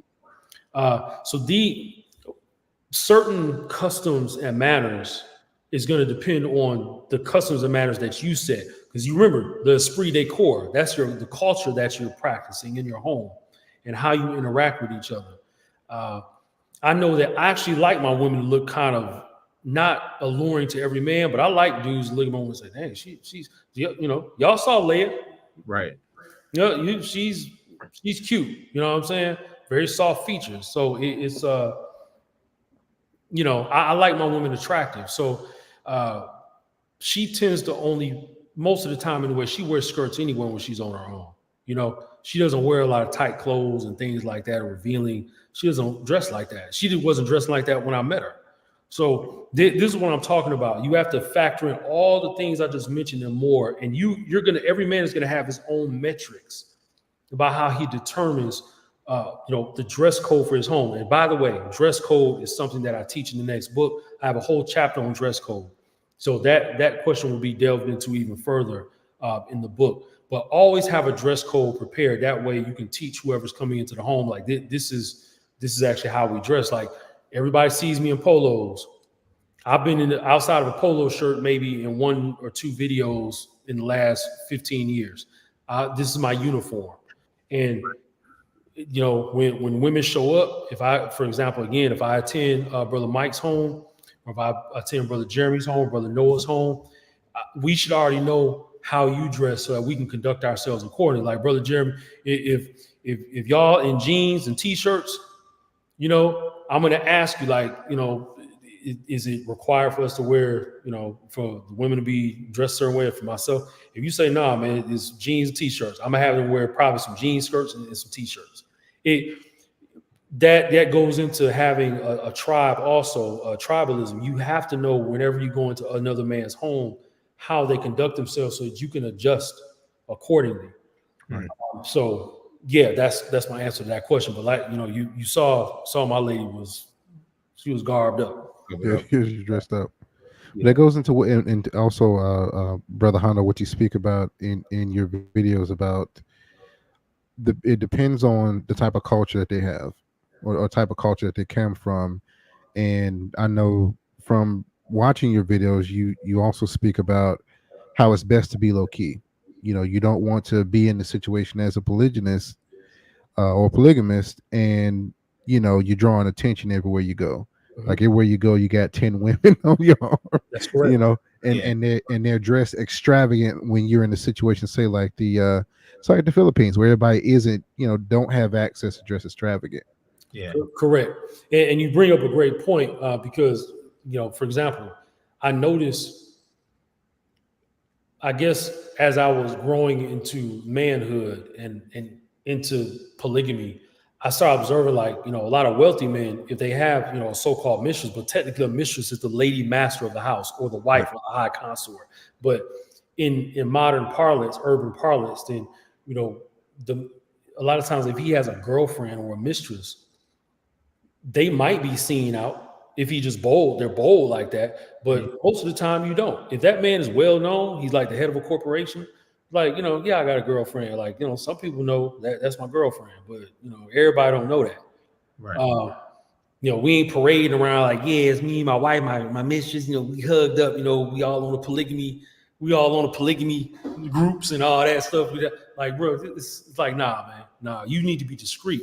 Because that woman if she works for the state, if she's like you know, if she's an attorney, she's like the DA or something. Then, yeah, you ain't gonna fly. like, yeah, girl, we gonna do this polygamy thing. Because one thing about the men in the community, there's an issue where we try to be hard body about everything, and there's no flexibility. You have to be flexible in polygamy. That's the great thing about polygamy. You can literally mold this thing how you want it to look. So if one of my girlfriends is the DA of say, I don't know, Marion County in Florida, and you know, my main wife is very demure, she's at home taking care of the kids, but I'm kicking it with the DA. Most DAs have low-key lifestyle anyway, because they're prominent figures. Y'all can kick it, you know. Okay, your wife at home most of the time anyway. People see you at the grocery store, but they don't see you like at the gala. You know, your one wife ain't like that. You know, she be jobbed up. Most of the time, they're not going to appear like that unless you live in an Islamic culture where people show up to the gala and the ball like that. See, I'm trying to give the men and the women listening and watching, like, the understanding that you have to be flexible. It's okay if you're a prominent person and you have, you know, your man is even more prominent, ladies. You know, that's okay. You can adjust it. Just talk to them. Just say, hey, okay, so how we gonna do this? And like I said, don't ever tell her that you don't know. Like, you know what? Here's the plan. Like, I always got a plan. I rarely ever tell my women they gotta wait. When I do, I tell them to give me 48 hours. But I usually already got an idea of anything they ask me. Hey, so when you coming home? Oh, I'll be here in 2 weeks. Mm-hmm. Oh, okay, cool. All right, well, we'll be here. Well, I'll tell dad and mom and my cousin and everybody that you're coming back. Okay, cool. Hey, what we gonna do about this? Do we need to go to the store? Oh yeah, here's some money. I already know how much to give them. You gotta be like this. Right. Yeah. Tony Smith asked this question. He says he asked, do the wives share their finances? So in other words, are the finances of the respective wives, is it a good thing to have their finances be pooled into the economy of the home? Is that a good practice? I guess that's and that can be answered a couple of different ways. Number one, the best thing to do is to be a high income earner or to move toward that goal as a man. right. But this depends on if you have children, how many children you got, how old are they, what are their needs, or do they have extra needs because they grow fast, or because there might be any disabilities present, Special needs, right? Special needs, right? Mm-hmm. Yeah. If there's any disease present, how many vehicles do you need? How many women do you have? How much do you need to take care of your own needs as a man? Like, all these things are going to come into play.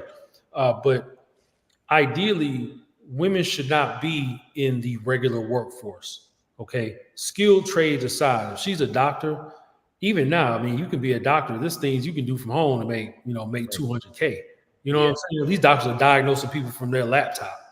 Right. She should have a clinic, or she should be working from home. Females who work in the medical field are known for sleeping around. So you don't want your woman, especially if she's fine, you don't want your woman around a bunch of high-powered men, even if you high-powered. You don't want, she up here sleeping with Steve, Dr. Stevenson or something like that. You don't, it's always best to keep your women out of the spotlight and out of the workforce as much as possible. She shouldn't be working at a factory. Right. Even y'all don't have children. She should be working at the factory. Right. Right. And if you do, you better make that temporary. Like you tell her, babe, we got 90 days. You pulling about that job. You let them know when that last 30 days come up. You let them know you out of here at the end of August. Mm-hmm. Mm-hmm. See, that's how you play that, because you don't want them trying to plot and scheme against to get her out of there and have her replaced if it's a money thing. But you should already have a plan. I'll give you an example.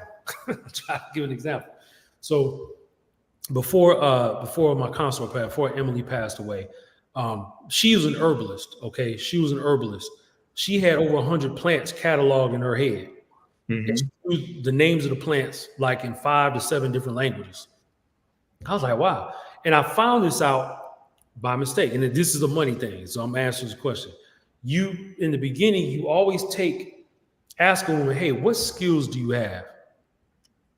And she says, well, I've been an admin for about 8 years, and I was working, she might say, well, I worked with Exxon. I was like in XA. I was an executive assistant for 8 years. Oh, really? See? So boom, now you got your admin at home. You can just send her home. She don't need to be working with Exxon no more. Okay. She can do that from home. If you want her to have a job, instead of helping you in the business or doing both, you can do XA work from home now. Like these not personal assistants, but executive assistants. And I've applied for those jobs before because I used to do office work. XAs can work from home now. You can get her additional office administration certifications. They have a bunch of them now. Like now, it's not good enough for you to you've done this before. You can get certifications. You add that to that, and now she's working in the home, because some women I've met, they love doing paperwork. I don't know why, but they love filing stuff and arranging organizational. Yeah. They love that. So you have to look at that. But going back to a personal situation, just to give you an example. So we were out walking one day, and we were way off in the cut. I rented this house, and it was I'm talking about, when I say in the woods, we was out in the weeds, literally, right? And we walking down the road, and she looked and said, "Oh, babe, this is oregano." I'm like, "Dang, oregano just grow wild like that?" She's like, "Yeah." She said, "Look." She started spinning in her finger. She said, "You know what this does?" I was like, "Oregano, I mean, we put that on pizza." Right. You make the pizza taste better, right? She said, "No, babe, no. Basil can heal your ear. Like if you have your ear is clogged up." I said, "Really?" She said, "Yeah." She said, "You can't hear in your ear." At the time, my ear had been stopped up for like 3 weeks. I couldn't hear. I had lost probably 95% of my hearing. He said, "Babe, when we get back from down the road, I'll hook you up. I'll take care of you. I was like, okay, cool. I said, that's kind of dope. I didn't know she was like that. So I'm finding out all this stuff about her. We walked probably 1.5 kilometers, and this woman was stopping me every 20 meters. Babe, you see that plant? That's what that does. Oh, by the way, that will increase a woman's chances of becoming pregnant. But if you add a little bit more of a dosage, a higher dosage, it will kill the baby. She said, so you don't want to ever give your women that. She said, if you want to impregnate your other girlfriends, you know, give them this, but they can only take. Then I forgot the amount she told me. So anyway, we were doing this the entire time I'm in the Philippines. We traveled to a whole bunch of different places. Every island we went to, she stopped me, right? So we get back. She burned that oregano, squeezed the juice of it, dripped it in my ear. This is a year ago.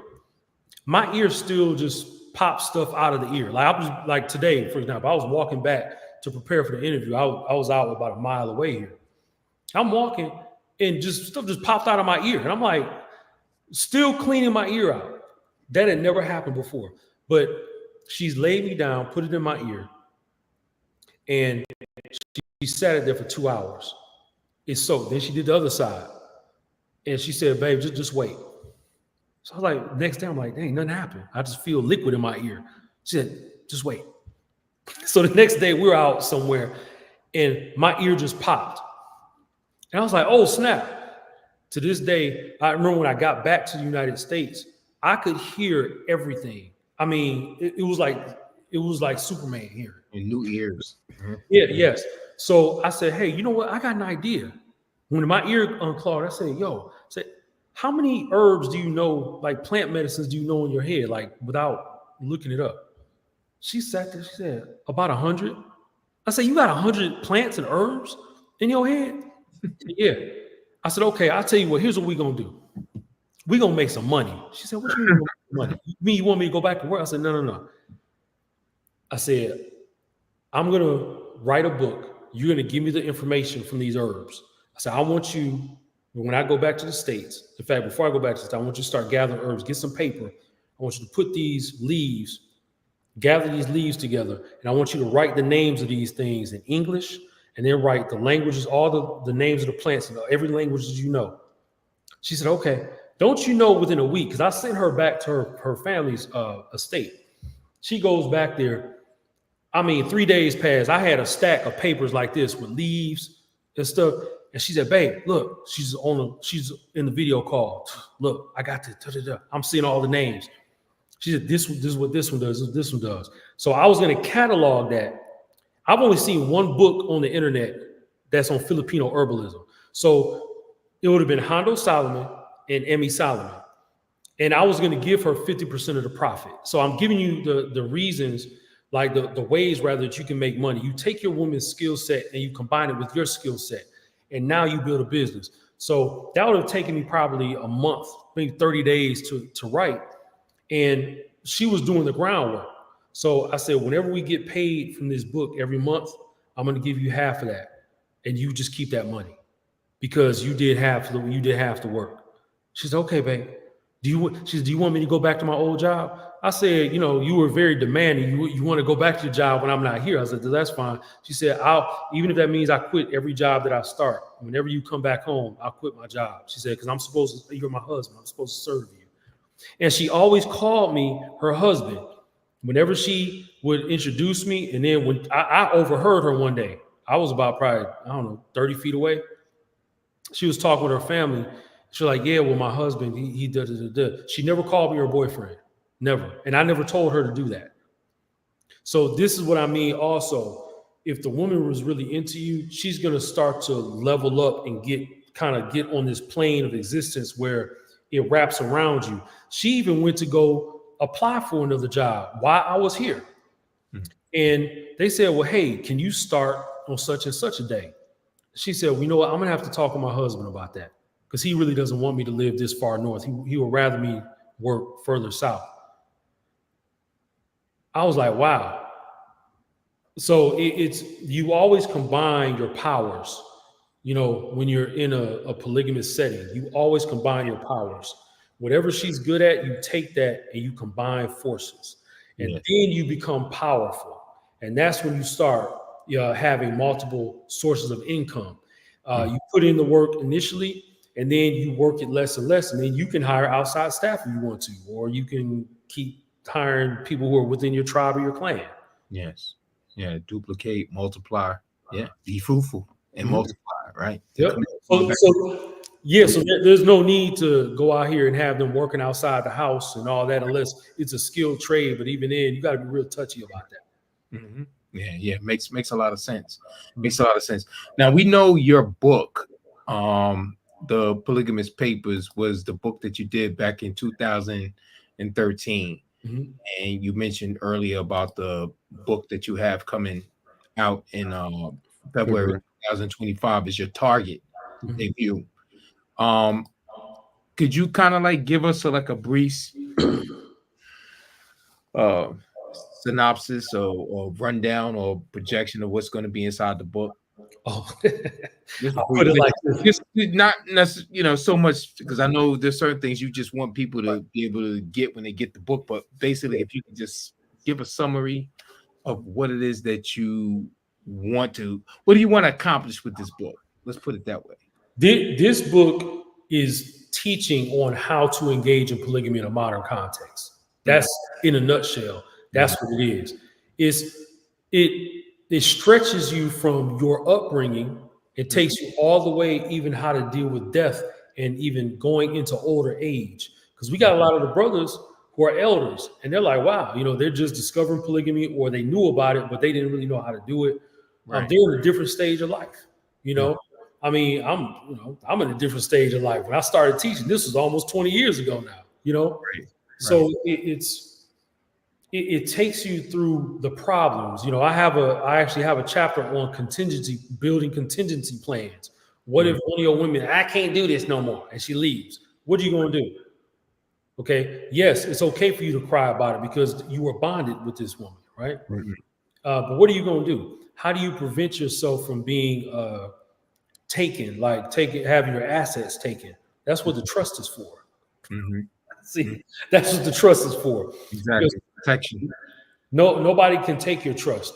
If you set it up where your trust is only paying you, say, I don't know, $50,000 a year, but obviously you making 10 times that, then nobody's going to touch that. They're going to go, okay, well, what if you get on child support? What are you going to do? Well, I only make $50,000, but guess what? Me paying $2,000 a month ain't nothing compared to what my trust makes. Right. See, so you protect your assets like that. We talk about that. We talk about how you're supposed to think if you're 18, 19, and you're an athlete, and the NBA is looking at you, and you're like, okay, these women are coming to me left and right. How am I going?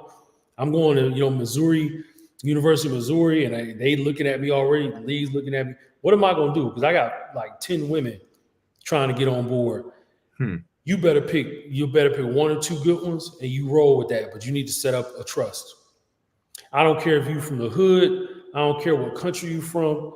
I don't care if you balling out of control, because there's some men who are rich and they don't have a trust. They just riding on their money. Who does that a lot? Who don't have a trust? Doctors. A lot of doctors. These men, because I think orthopedic surgeons make about $1 million and up. Okay, if he's busy. And a lot of these guys, they just ball. They just rich, but they deep in debt, and they don't have a backup plan. So they get married to these women, and these women take them. And now this dude paying her alimony, $10,000, $20,000 a month. It's like, nah, G, nah. I'm a doctor, but I got a trust, so I only make about $200K. My trust pays you $200K. Okay, well, I'm gonna give her this little $3,000, and pardon me, she's gonna get some strange illnesses playing around with another man's economy. And these women who sabotage marriages, if you observe them over the course of a few years, they always getting up with these strange illnesses. It'd be weird, but that's a curse. You can't sabotage marriages and then expect to just go extract the man's resources that the Creator gave him the power to make. Exactly. And then you walk away. So that's also a warning to women who are listening, who are like, yeah, you know, if I get in this, can I just leave? Women will ask you that. Believe with the bag, right? Can I just leave if I don't like polygamy? If I get in this, I can't take it. Well, yeah, you can leave, but you're gonna leave my kids and you're gonna leave my money. Okay. There you go. Period. So this is also why you have NDAs, non-disclosure agreements. But we have all that in the book. I even talk about how to deal with death in the family. I've had more than one member of my household pass away. So I know what that feels like. Mm-hmm. And you have to regroup. Like when my late consort passed, she was my main consort. I mean, we already had our hands in a lot of stuff. So, you know, I had to recover from that. And my other consorts don't specialize in those things she specialized in. But thankfully, my other one, she knows how to farm. You know, she actually knows how to farm. So that's something that we actually discussed the other day. We talk about that. What happens when you're the polygamous man? You're approaching your 90th year and you're in your last stage of life. How do you conduct yourself? What if you still have one wife left? You had 3 and 2 passed away. One of my mentors, the one who's from Northern Eritrea, he had 3 wives. 2 of his wives passed away. He has 1 left. And I believe now he's probably in his mid 60s, you know. So these are things that he actually helped me to kind of get through and to discuss. And then, you know, of course, he's well known in his academic field. You know, he teaches history and linguistics, things like that. The book is very heavy with application. Every chapter is, in fact, if we're counting the sub chapters, I have 30 chapters and 360 sub chapters total. So this book is going to be about 400 pages.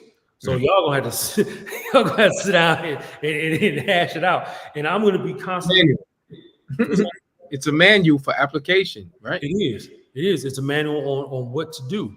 You know, what do you do if you have a child with the woman that and y'all broke up and she hasn't been with another man and y'all are considering getting back together? What do you do about that? Like, okay, what is it gonna look like? I gotta switch this up. You know, I can't do things the same way as I did last time. What happens when you are entering into a polygamous scenario and you are already on child support or you got alimony? What are you gonna do? What if she gonna get mad and try to ruin you? See, you need that trust. So, like I said, I came up with all of the I came up with the table of contents actually back in 2013. I've just been sitting on these ideas because I had to grow as a man and I had to learn some things. I had to make sure I was like, I can't be presenting this to the brothers and I don't got nothing going on. That's one reason I waited. Everybody like, man, why are you taking so long to write the book? I want to make sure when I present this to you all that you all can say, oh yeah, man, Hondo did that. You know, he actually did that. Like we remember, we saw him when he did that, or we remember when like there were witnesses to what he did, to what he accomplished. So that's a big reason why I waited. Like, you know, I had to have my own place. I can't be telling y'all to go out and get some land. I don't got no land. Right. It doesn't make any sense. And I also wanted to get a better crop of women too. I had to stop dealing with some of the women I was dealing with, and I had to get women who are very soft and warm and feminine, and they're not giving me a hard time. Like the women I have now never give me a hard time. Like it's very peaceful, you know. There's something else I wanted to say about that book. Oh, when it debuts, I'm going to have a special edition that's going to be leather bound. And that one's actually going to have like a family tree in the beginning where you can start marking your family tree. You can outline your family tree.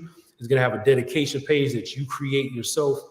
And then, but the regular edition will be just a large paperback. This, like I said, this book is going to be 300 to 400 pages when I finish it. I mean, it's pretty dope. I've got a foreword from Brother Che. He's writing the foreword. I got Master Yada again writing one of the forewords. I've got an author's introduction for myself. I have a guest introduction from one of the scholars. I'm trying to get a Dr. Dixon Spear who wrote "We Want for Our Sisters What We Want for Ourselves." I'm trying to get her to do the guest introduction. I actually had the honor of meeting Dr. Dixon back in 2013 as well. I sat in her office at her the university she teaches at, still teaches at. and it was an honor. You know, she's been on the polygamy thing for 30, 35 years or something. I mean, it's been a long time. She's been doing. She's a pioneer of pioneers. Well, okay. She's one of, as people say, she's one of the OGs. You know, in the space. And what's funny is when I'm sitting in her office, I'm telling her about my book. She said, "What's the name of your book?" I was like, "Well, you know, it's called The Polygamous Papers." She said, She said, "Your last name is Solomon." She said, "Hondo Solomon." She said, "Wait, I think I've heard of you." And I'm all geeked. I'm like, "This is Dr. Dixon." I'm like, I'm all geeked. I'm like, it's like, yeah. I think I've seen you around Facebook somewhere. You know, she's like, I think you got videos on YouTube. I said, yeah. She said, huh. And she actually invited me to co-author a blog with her at that time. I don't know if she ever started it. I don't think she did, but she was trying to get me to co-author a blog. This back in 2013. So I was very honored by that. Things like that always keep me up. You know, and keep going, and even being on shows like this where the brothers are chiming in. And I don't know if any of the sisters are in here, but it's a thing where you know, of course, honor is given where it's due. But I mean, there's a lot of people, even some of my brothers in my circle, like they showed me the way for certain things. Like one of my brothers taught me more about finances. He said, "Here's what you do. Here's your sales funnel," because he was in sales for 25 years, and he led a division in Atlanta. He was very like top shelf when it comes to that. So you always ask your brothers when you don't know something. Don't be afraid to ask. Don't be so prideful that you say, "I got this." You don't got this. Right.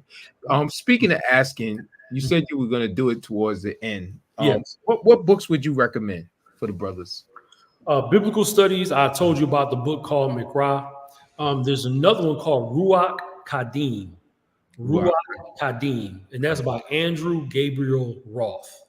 Andrew Gabriel Roth. Yes. Kadim. Yes. But before we continue, before we end at some point, we got a few more what's the names after this, but yeah. Okay. Yeah, I want to make sure I give a word to the sisters too. I don't want them to feel like they left out. I really want to encourage. Yeah, I'm not sure whether because I'm not really looking at the comment section. Did you see any sisters in the comment section? Oh yeah, we got Sister Jim. We got Jim. Yeah. Jim. She said a sister here. Yeah. But as far as books are concerned, also, I'm actually going to pull them up because I actually pulled up a lot of them. These are these other books, ones I've actually read here. Let's see. Plural Marriage for Our Times, a Reinvented Option, and that's with a question mark. That's by the late Professor Philip L. Kilbride. Okay. Yep. And there's another one there's a series called Joseph Smith's Polygamy. And there were 4 volumes to that. It's red and gold. These are some pretty big, these are pretty large books. I mean, those are books you want to sit down and study. Of course, we have Dr. Dixon Spears, Dr. Patricia Dixon. Well, it's Patricia Dixon, she goes by now. But we want for our sister what we want for ourselves. And you've got Our Kind of Polygamy, highly recommended book. I love that book. It was one of my favorite books I've ever read. It's called Our Kind of Polygamy by Dr. David G. Mailou, Maillu. And I'm going to look at this other book. I know the title. The other book is by Sobonfu Some. Sobonfu Some, Sobonfusome, called The Spirit of Intimacy, Ancient African Teachings in the Ways of Relationships. There's another book called Bigamy in Nigeria by Okeyini. Okey, and last name is Eni. Bigamy in Nigeria. There's another book called Enduring Polygamy by Bruce Whitehouse.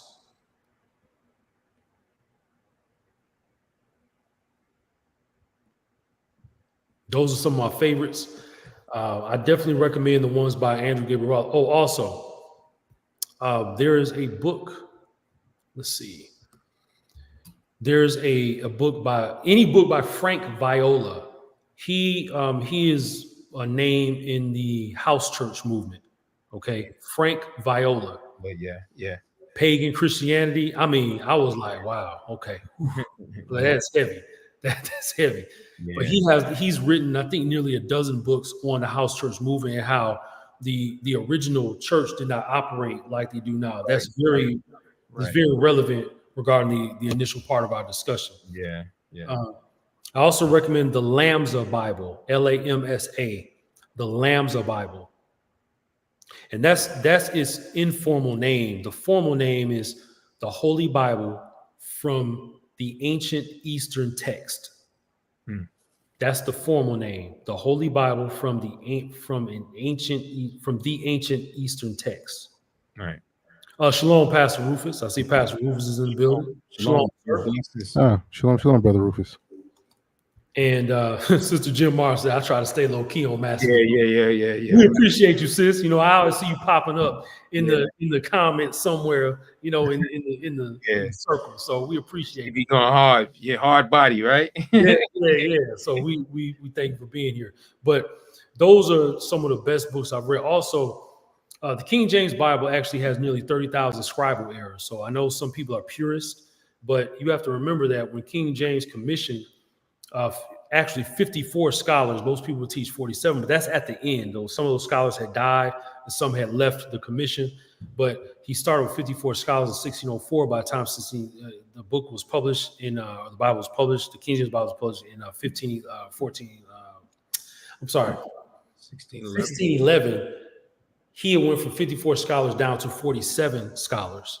And that Bible, though, because they were not native speakers, remember, these people were not getting native speakers to translate these Bibles, okay? But you do have some better versions out there. There's one called the Modern King James Version. The Modern King James Version. If you want to stick to the King James, but you don't want like the Elizabethan English, it actually corrects some of the translation errors as well. Yes. You also want to get the Coptic Bible. You want to get something that has all the other books, because in the books of Adam and Eve, for example, it tells you that Adam had multiple wives. It actually outlines it right there. It straight up tells you. Yeah. And Lilith was his first wife. Eve was his second wife. Yeah. So all of your goddess cults, even when they center around Eve, they stem from Lilith. All the rebellion, the feminism, all of that is Lilith. Medusa, the whole imagery of Medusa in Greek mythology, that comes from Lilith. Yeah, the big book now everybody's talking about the Asherah. I think it's this book right here. We have it. It's like a book club reading in the telegrams. It's called that's the new one that came out. Yeah, it's a new one. Yeah, Asherah, Jacob Folk. Yeah. Right. Yeah, Rob Kowalski just interviewed him not too long ago. Yep. Yeah. I've heard of him, and I actually saw part of that interview. Yeah, that's a thick book. I'm actually going to get that. I've got Pete's book too. I got Pete Ramble's book. Pete's book. Yeah, Pete's book. And definitely this book right here. You don't want to right. Get that book right there. Yeah. Yeah, you got to get that one. And y'all, when you go on Amazon, if you would, I'm going to ask everybody to do something with this book. Please buy this book and encourage your friends, acquaintances, family members, enemies to buy it. When you do buy it, you read it, please drop a review on Amazon. It currently is rated 4.6 out of 5 stars, and it's got 112 reviews thus far. But I want to increase that to thousands of views. And if you would also, if you're on TikTok, you're on Instagram, please drop a video review of the Polygamous Papers. Say, hey, go out and get the Polygamous Papers. If that's all you say, that's cool. Because what that does, it builds an algorithm. It helps me out. Hey, you know, I can retire from whatever it is that I do half a month, you know. Yeah, I hear that. Yeah, definitely. Yeah, that's great. I do. Oh, you know what? That's something I can address at the end. Go ahead, Brother Mike. Yeah. All right. So, what would you say is next for Hondo moving forward, then? I'm kicking with my consorts. I'm actually about to go see them very soon, and making more money, making even more money. Like that's something. While we have our youth, we want to make money, because when we're in our 50s, you really want to start winding that down. You don't want to be out here grinding. You don't want to be out here like, throwing bricks when you're 55. Like, you need to chill out, because that construction is hard on the body. I used to work construction too. It's Right. hard on the body, man, even when you're young. So Right. you want to, you want to definitely pick things up with the economics. That's what I'm doing. Yes, you do. That's really what I'm focused on. Like, I've been here at home for, I think I've been here about 10 days now. I've been relaxing. Mhm. It felt good to just come in, sit at home and read a book, work on polygamy as economic warfare. I did that a little bit. And also, I have a new program called Polygamy PhD. That's going to be our training program. And it's a lot more formal than what we have here when I do interviews, because it's going to be tailored to each man. Right. I will not be teaching one-on-one to women. If a sister is interested in having her husband or her man, her master, or lord, or boyfriend, whoever, come in, then I will be glad to teach both. I will also have staff, and they will also be providing some of these consultations, and it will eventually move into providing you with a written form that will deal with the things that you send to us. There will be a pre-assessment form. We'll get your age, what it is you're looking for, and we will send that information back to you. That's the end goal with that. So, but I've got some other brothers who are going to step in as consultants. Mm-hmm.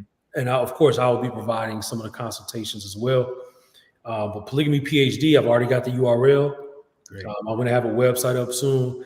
And, of course, it's paid. That's something that I can do, and I can feed my economy. But you will always have a very professional grade experience with us. And you will have a follow-up call as well for 15 minutes. If you all have any issues with it, I'm always going to take your feedback, because I want to make sure that it's on point. I want to make sure people are actually enjoying it. I want to make sure you have an experience with that. And if there's any suggestions, always, just let us know. But Polygamy PhD will be the first of its kind. I mean, I've heard of a couple other people who are kind of, they don't really make a lot of videos, but they have something but it's not like mine.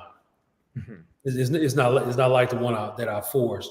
And it's going to be very thorough. Now, as it stands, I actually provide consultations. So if you all would like a consultation, my email address is gohondo@icloud.com. Very simple. gohondo@icloud.com. No periods, no spaces, no dashes.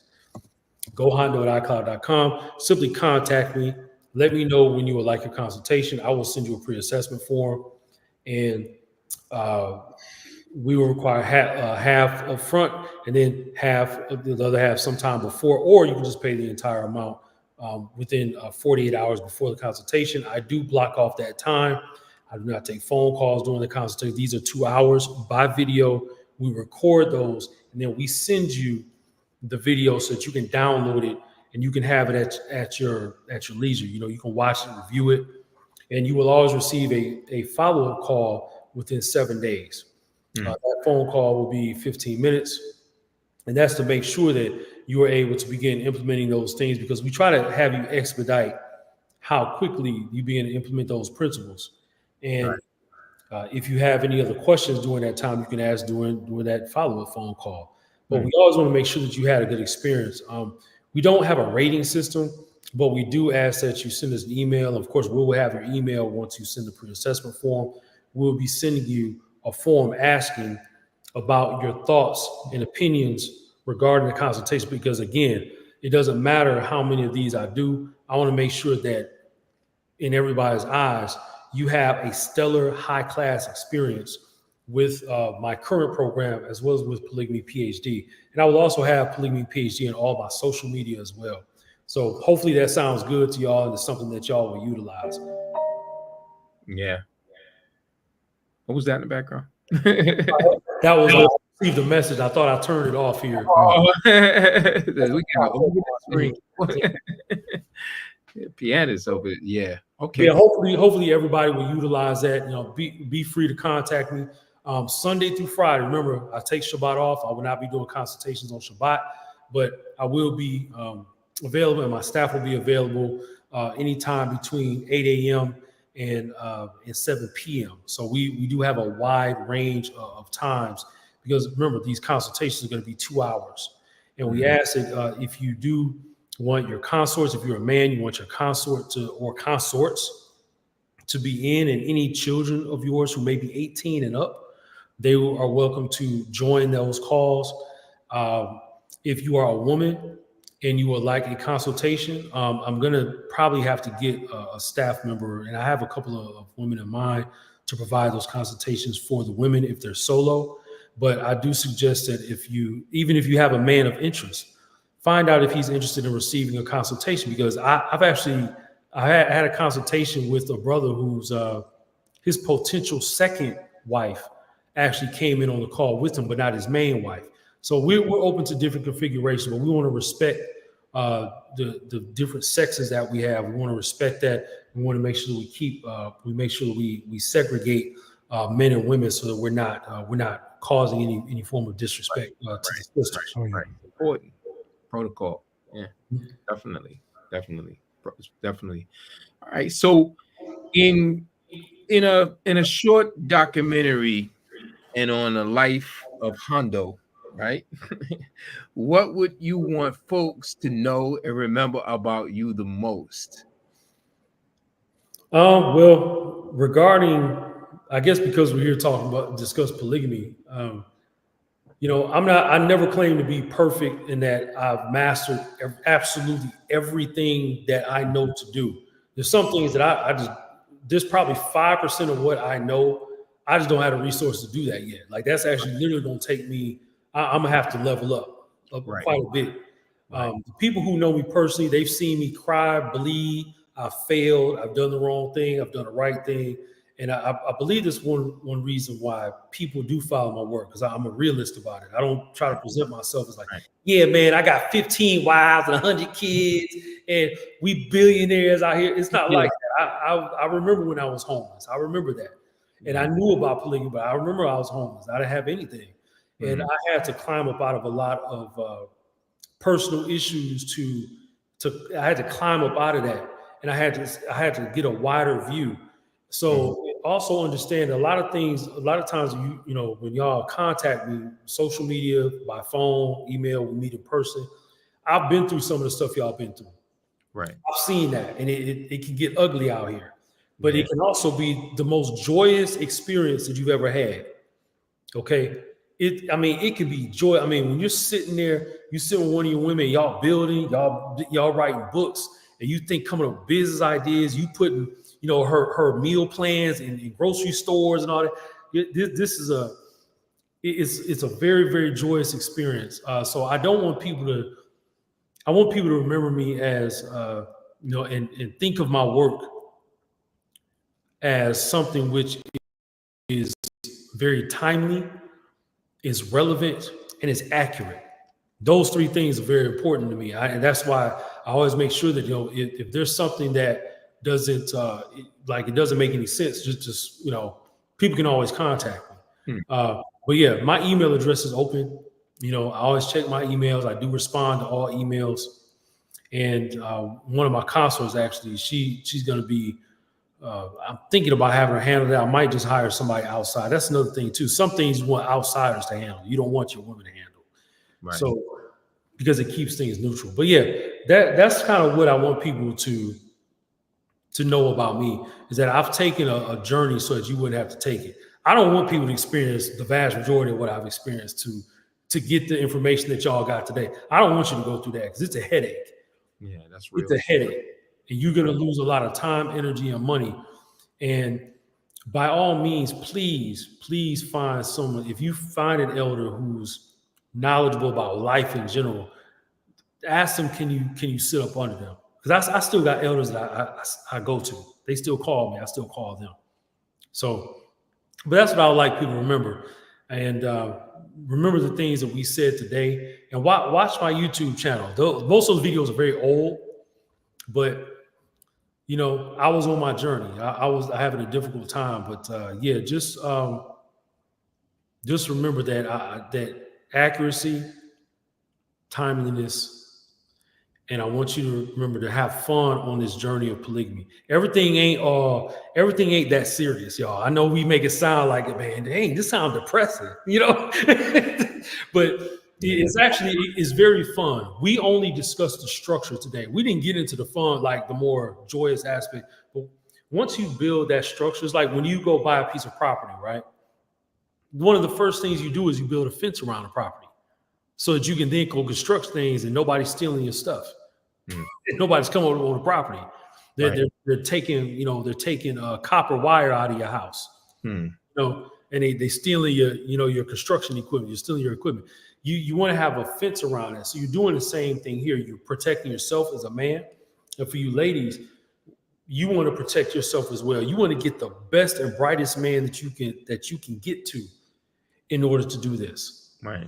That's something I want to tell the women. Don't ever think this thing is not joyful. It really is. We just talking about the serious stuff today because you have to have those things in place or else you're not going to have fun.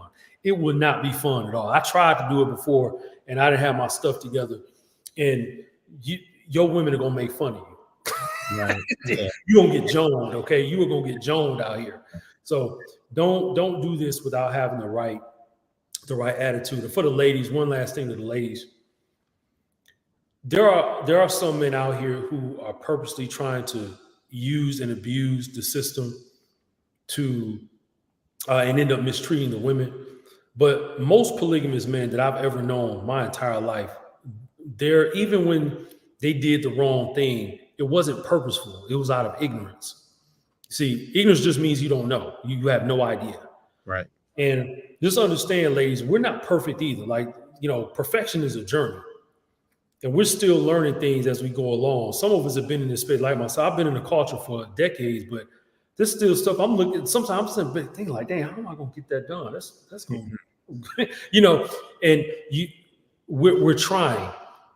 And if you have an idea, ladies, go to your man with it. Be like, "Hey, I know that you've been stressing over something, but I found out some information. Maybe you might want to implement this in what we were discussing the other day." Just go to them. Most men are going to look at that and be like, "Dang, I'm glad she came up with that idea because that just saved me about 4 years of time." Yeah. We will thank you for that. Trust me, we will reward you, even if we don't verbalize it. Right. You will end up being treated better. We will also hold you in higher regard when we see you are trying to save us time, energy, and money, because that's going to end up having you be in the annals of our family histories for eons. They still gonna be talking about you 500 years from now. See, that's right. So I just want to encourage the women, just be patient with this, as well as we're patient with you as we get to know you, especially when you're starting out. And try to be friendly toward each other when you're dealing with the other women. And the man may not even have y'all interact that much, but even if you're in the same household, especially, just be at peace. Just because that woman looks better than you, for example, don't mean nothing. That man likes you. He thinks you cute. Okay. Right. As long she can think she's a model and you're nothing. It don't matter. That man think you cute. He wants to smash. Okay. That's all that matters.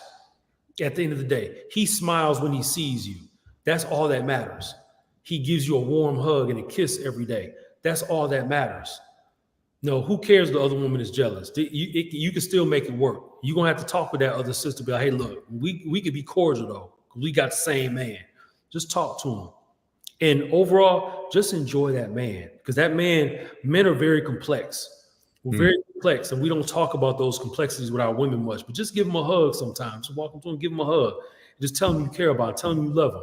And just make him a sandwich. He like roast beef sandwiches with some cheddar cheese on it. It's melted in the oven. Just give that to him. Don't complain. Just give it to him.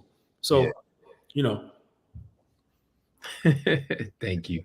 Yeah. Thank you. Mara has a question. Yes, she has a question. Yeah. Okay. Yep. So she says, "I would love to learn about a set of rules or conditions to hold a man to before becoming his woman, especially if he's in a legal marriage. And it seems you may end up a closet mistress." All right, Sister Jimar. So you go to any man who is wise. This is a good test for the man. Women need to test us too. And I don't mean in like a manipulative fashion, but just they need to know what the plan is. And if this woman never asks you what the plan is, you got a problem. Okay. And ladies, always ask the man, what is the plan? How are you going to deal with me, considering in this instance that Sister Jimar brings up? How are you going to deal with me, considering that, you know, you're already married to, say, Tess. You're already married. You've been married to her for 10 years.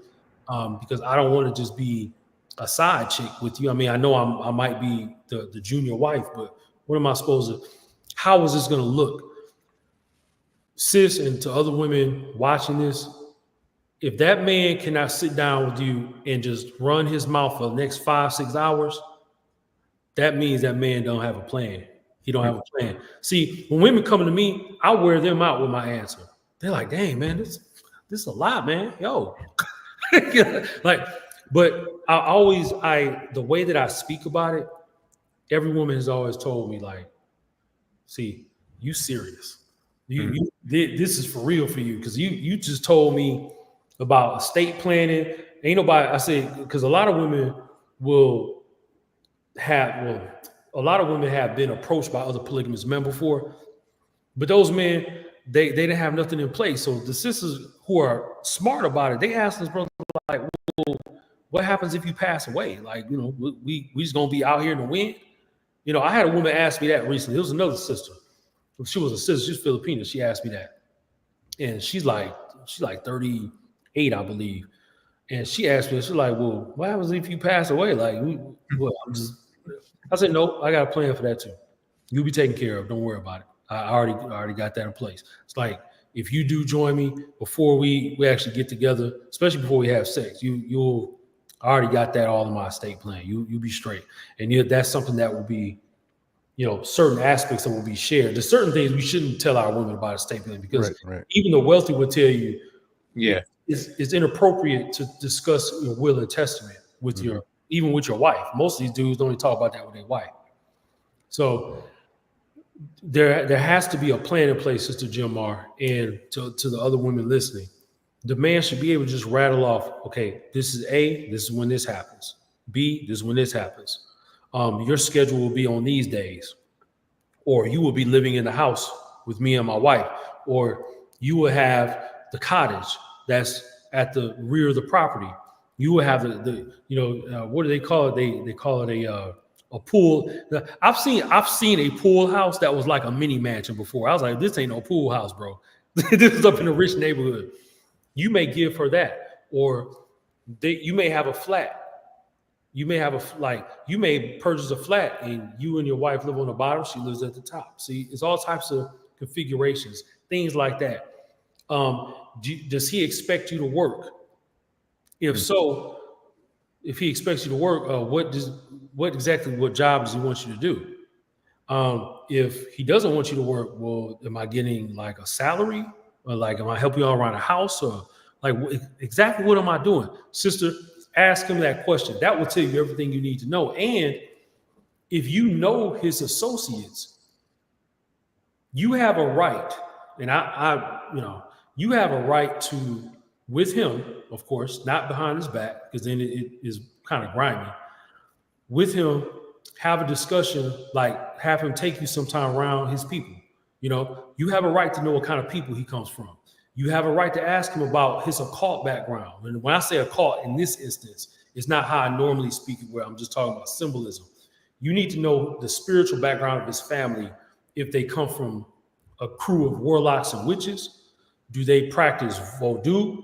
Do they have certain crimes that are in their family lineage that are rampant in each generation? You need to ask questions like that. And if he's willing to speak with you about that, that actually shows you, especially if he's doing it with humility and panache, then that means that man is serious, especially if y'all are cool. You've been knowing this man for years, but you're just not really trying to enter a relationship. It's all about how that man acts upon these things. Because Sister Jimar, now I want to let you know, I watched your comments across different polygamy videos. and you ask good questions. You have valid concerns that a lot of women have, but are afraid to ask some of the men, because a lot of the men get offended when women are. I'm like, no. She's taking a risk of being with you because she don't, even if she's known you for years, she's entering a different stage with you. She has a right to know that. She has a right to know how she's going to be cared for, and making sure she's not treated like a chick that you just slept with down the street and then you discard her. And I've heard those stories before, and I avoid that altogether. And I always have to assure women.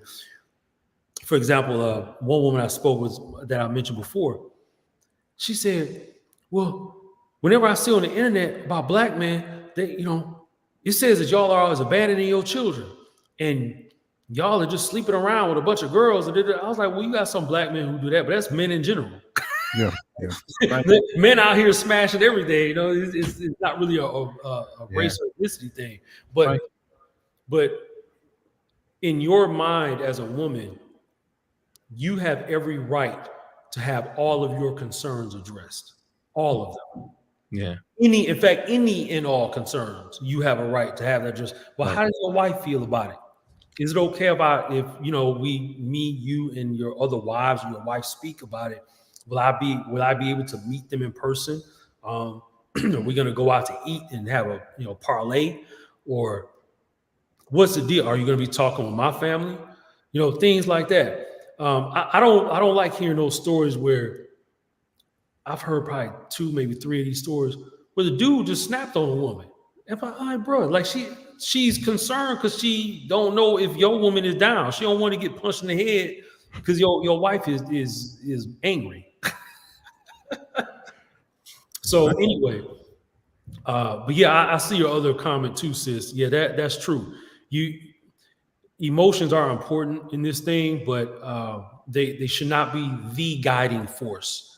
Right. They're a force, but not a guiding force. So you have to be very militant, even if you're a woman, about who's going to put, which man is going to put his energy inside of you, essentially, and who's going to be responsible for you, because you don't want a man who is like, man, I'm tired of all these women, and he just abandoned ship. He's like, forget all of y'all, man. I'm going to Thailand. It's like, what? Wait a minute. Like, no, man, you got 3 women back home. Like, wait a minute. Right. So anyway, hopefully that helps out, sis. And yeah, that's all I got for that one. Yeah, it's good. Great. Well, this is really, man, this is good, man. This is Hondo University here tonight. We had Hondo University, man. We should have been charging tuition. Right. Start the stream, man. Wow. We got a little taste. I appreciate y'all having me. Yeah, man. Those of you in the chat room, thank you for listening. I mean, sharing the time, sharing the knowledge, man. Yeah. This was truly blessed. Brother Jay, anything you want to say? Well, he came on and gave us some of that polygynous PhD he was talking about. He came on. Yeah, indeed. He came on and taught a class tonight. Yep, indeed. I don't know if Noah's on. I think Noah dropped off. But yeah, man, definitely. This has been a great stream, and definitely blessed. We thank you, man, for what you're doing, and we just pray that you are blessed and equipped and protected in all that you do moving forward, brother. Thank you, and likewise, all of you as well. Even those of you who are in the chat room, I appreciate y'all for taking. I mean, we've been here 4 hours. I appreciate y'all staying on and dropping in. I'm always very, very hyped when people just want to hear me talk. I'm like, man, that just got stuff spinning around in my head, Well, it's contagious, to have someone that's really passionate, about what it is that they're speaking is contagious, and to the point where it ignites the people to, give me more. They want to listen, they want to hear, so that's a beautiful thing. And and the fact that it rolls off naturally, you didn't have to think about it, is a testament to itself, that, you live this. So it's a beautiful thing, bro. It's a beautiful thing. Hey, and the subtitle of the Polygamous Papers is Polygamous, an introduction to polygamous culture and its principles, pitfalls, and ethics. Because those pitfalls are there. I mean, you constantly, y'all remember Pitfall Harry on Atari? Yeah, Pitfall Harry. You constantly jumping over snakes and insects. You're like, man, it's a constant thing. And I really hope that people, my prayer is that people make an informed decision about engaging, or whether you're a man or a woman joining a polygamous man, whether you're his first woman or his second or third or what have you. Right. Just making informed decisions, making careful decisions. When I first started, I guess, dating multiple women, I mean, I was like, man, I got these girls, they like me, man. Okay, I'm cool. It's like, no, you're not cool. Did you think about what's happening 5 years from now? Yeah. It's like, look, maybe you should be thinking about that. Especially when you get, by the way, you get the women who do know about polygamy and whose father was a polygamist, Right. and who had a good experience. If she find you and you talking about polygamy, she gonna be giving you the side eye, like, bro, my dad was on point, man, but you trying to bum it. You trying to be a bum with this. They're gonna call you out, and that's gonna be a very uncomfortable conversation that you have with this woman that you liked, but you gonna lose her because you over here trying to live off EBT cards and WIC. No. No, you're not going to do that. You're going to come up with a plan. You're going to make as much money as you can, because the Torah commands you to leave stuff for your descendants. It commands you to do that, which means you have to have some measure of wealth. That's right.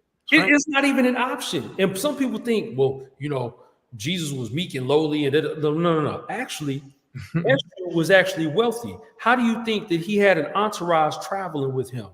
Because carpenters were skilled tradesmen. They made good money. And his father, Joseph, was wealthy. See, you got to do the science on all these biblical characters. He was not poor. Right. You cannot travel on foot and by horse and by donkey around Judea and Israel, which was 10 times larger than it is now. Israel is now. It was a much larger place. You were not going to be traveling around like that with no money. And you had at least 2 women traveling with you. Right. Yeah, exactly. What? Because who, according to the records, were possibly his wives. Right. Yeah. Marrying him? Yeah. Yep.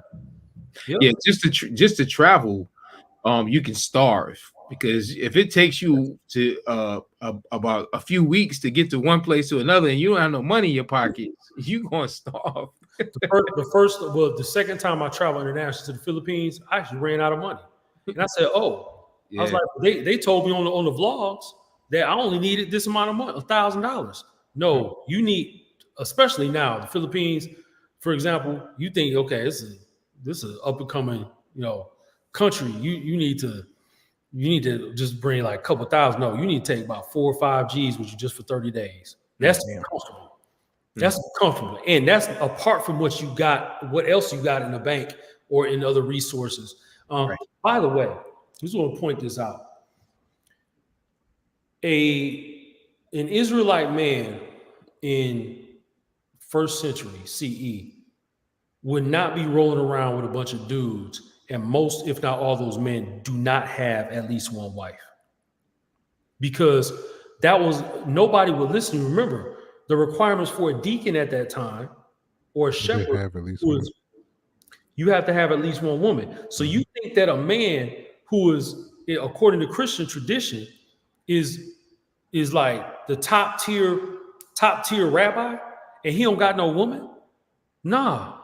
See, so people got to rethink this whole Jesus was single thing. No, he wouldn't. Especially he was, according to the records, he was 30 years old when he began his ministry. He would not have been rolling around with no wife. Nope. He would have had a wife.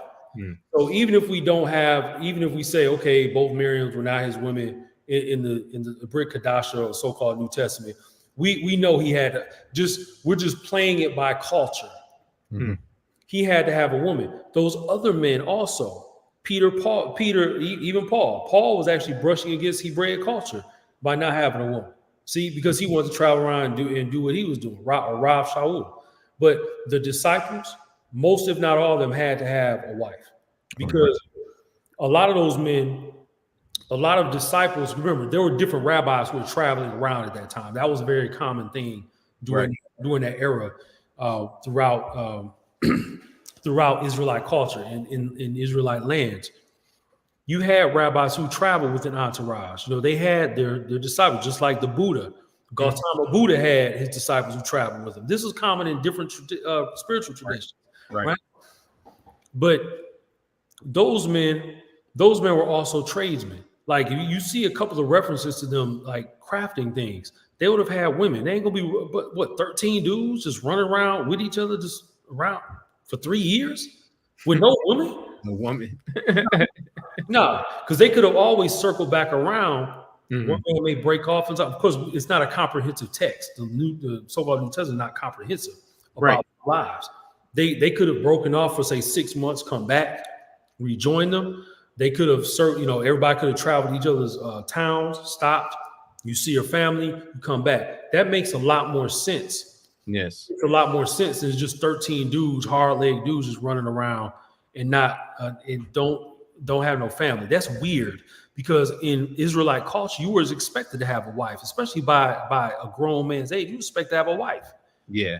I just want to throw that little tidbit in there. That's very important to understand when we start talking about, marriage and polygamy and patriarchy. Yeah, I mean, there's a lot of detail. There's definitely a lot of details that are not in the text, and a lot of times we assume, based on our current culture, what it was like. And yeah, you're right. You're right. Right. Yep. Yeah. So thank you to the sisters. It looks like Sister Deborah chimed in as well. Yeah, she said, thanks for encouraging us women to ask questions. You just need another 4 hours to answer some more of mine. Well, anytime, brother Mike, y'all ready, Yeah. I know she has them. Jim Moore says, I always was intrigued by how much Jesus loved Mary and Martha too. I have heard that possibly Paul's wife refused to be with him because he left the work of the Pharisees. Sister Jim Marby studying. Yeah. I read that sister's comments on YouTube. I'm like, that's sister. Yeah.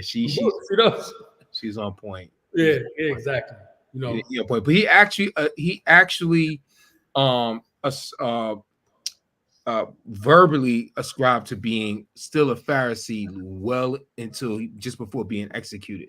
Yeah. You go towards the end of the book of Acts, near the book of Acts, he talks about being a Pharisee currently during that time. And that was the end of the book is near where he died, so he gets executed. So Yeah. And during that time, you step outside that circle a little bit, they get a little tight. You start getting rocks thrown and all types of stuff, executions. Very, very much so. Social order. That's that social order for sure. But with that said, we don't want to hold the folks up. So we're gonna close this out. I'm gonna ask Brother Jeremy if he'd be so kind to close us out with a word of prayer. Oh, sure. Heavenly Father, we come to you and just thank you for tonight, just for this blessing and the wisdom and knowledge from Brother Hondo Solomon, and the wisdom and knowledge from Brother Mike as well. This is a very well put together show, and we thank you for shining light on the subject of polygyny, simply because a lot of your sons and a lot of your daughters are lost on this subject.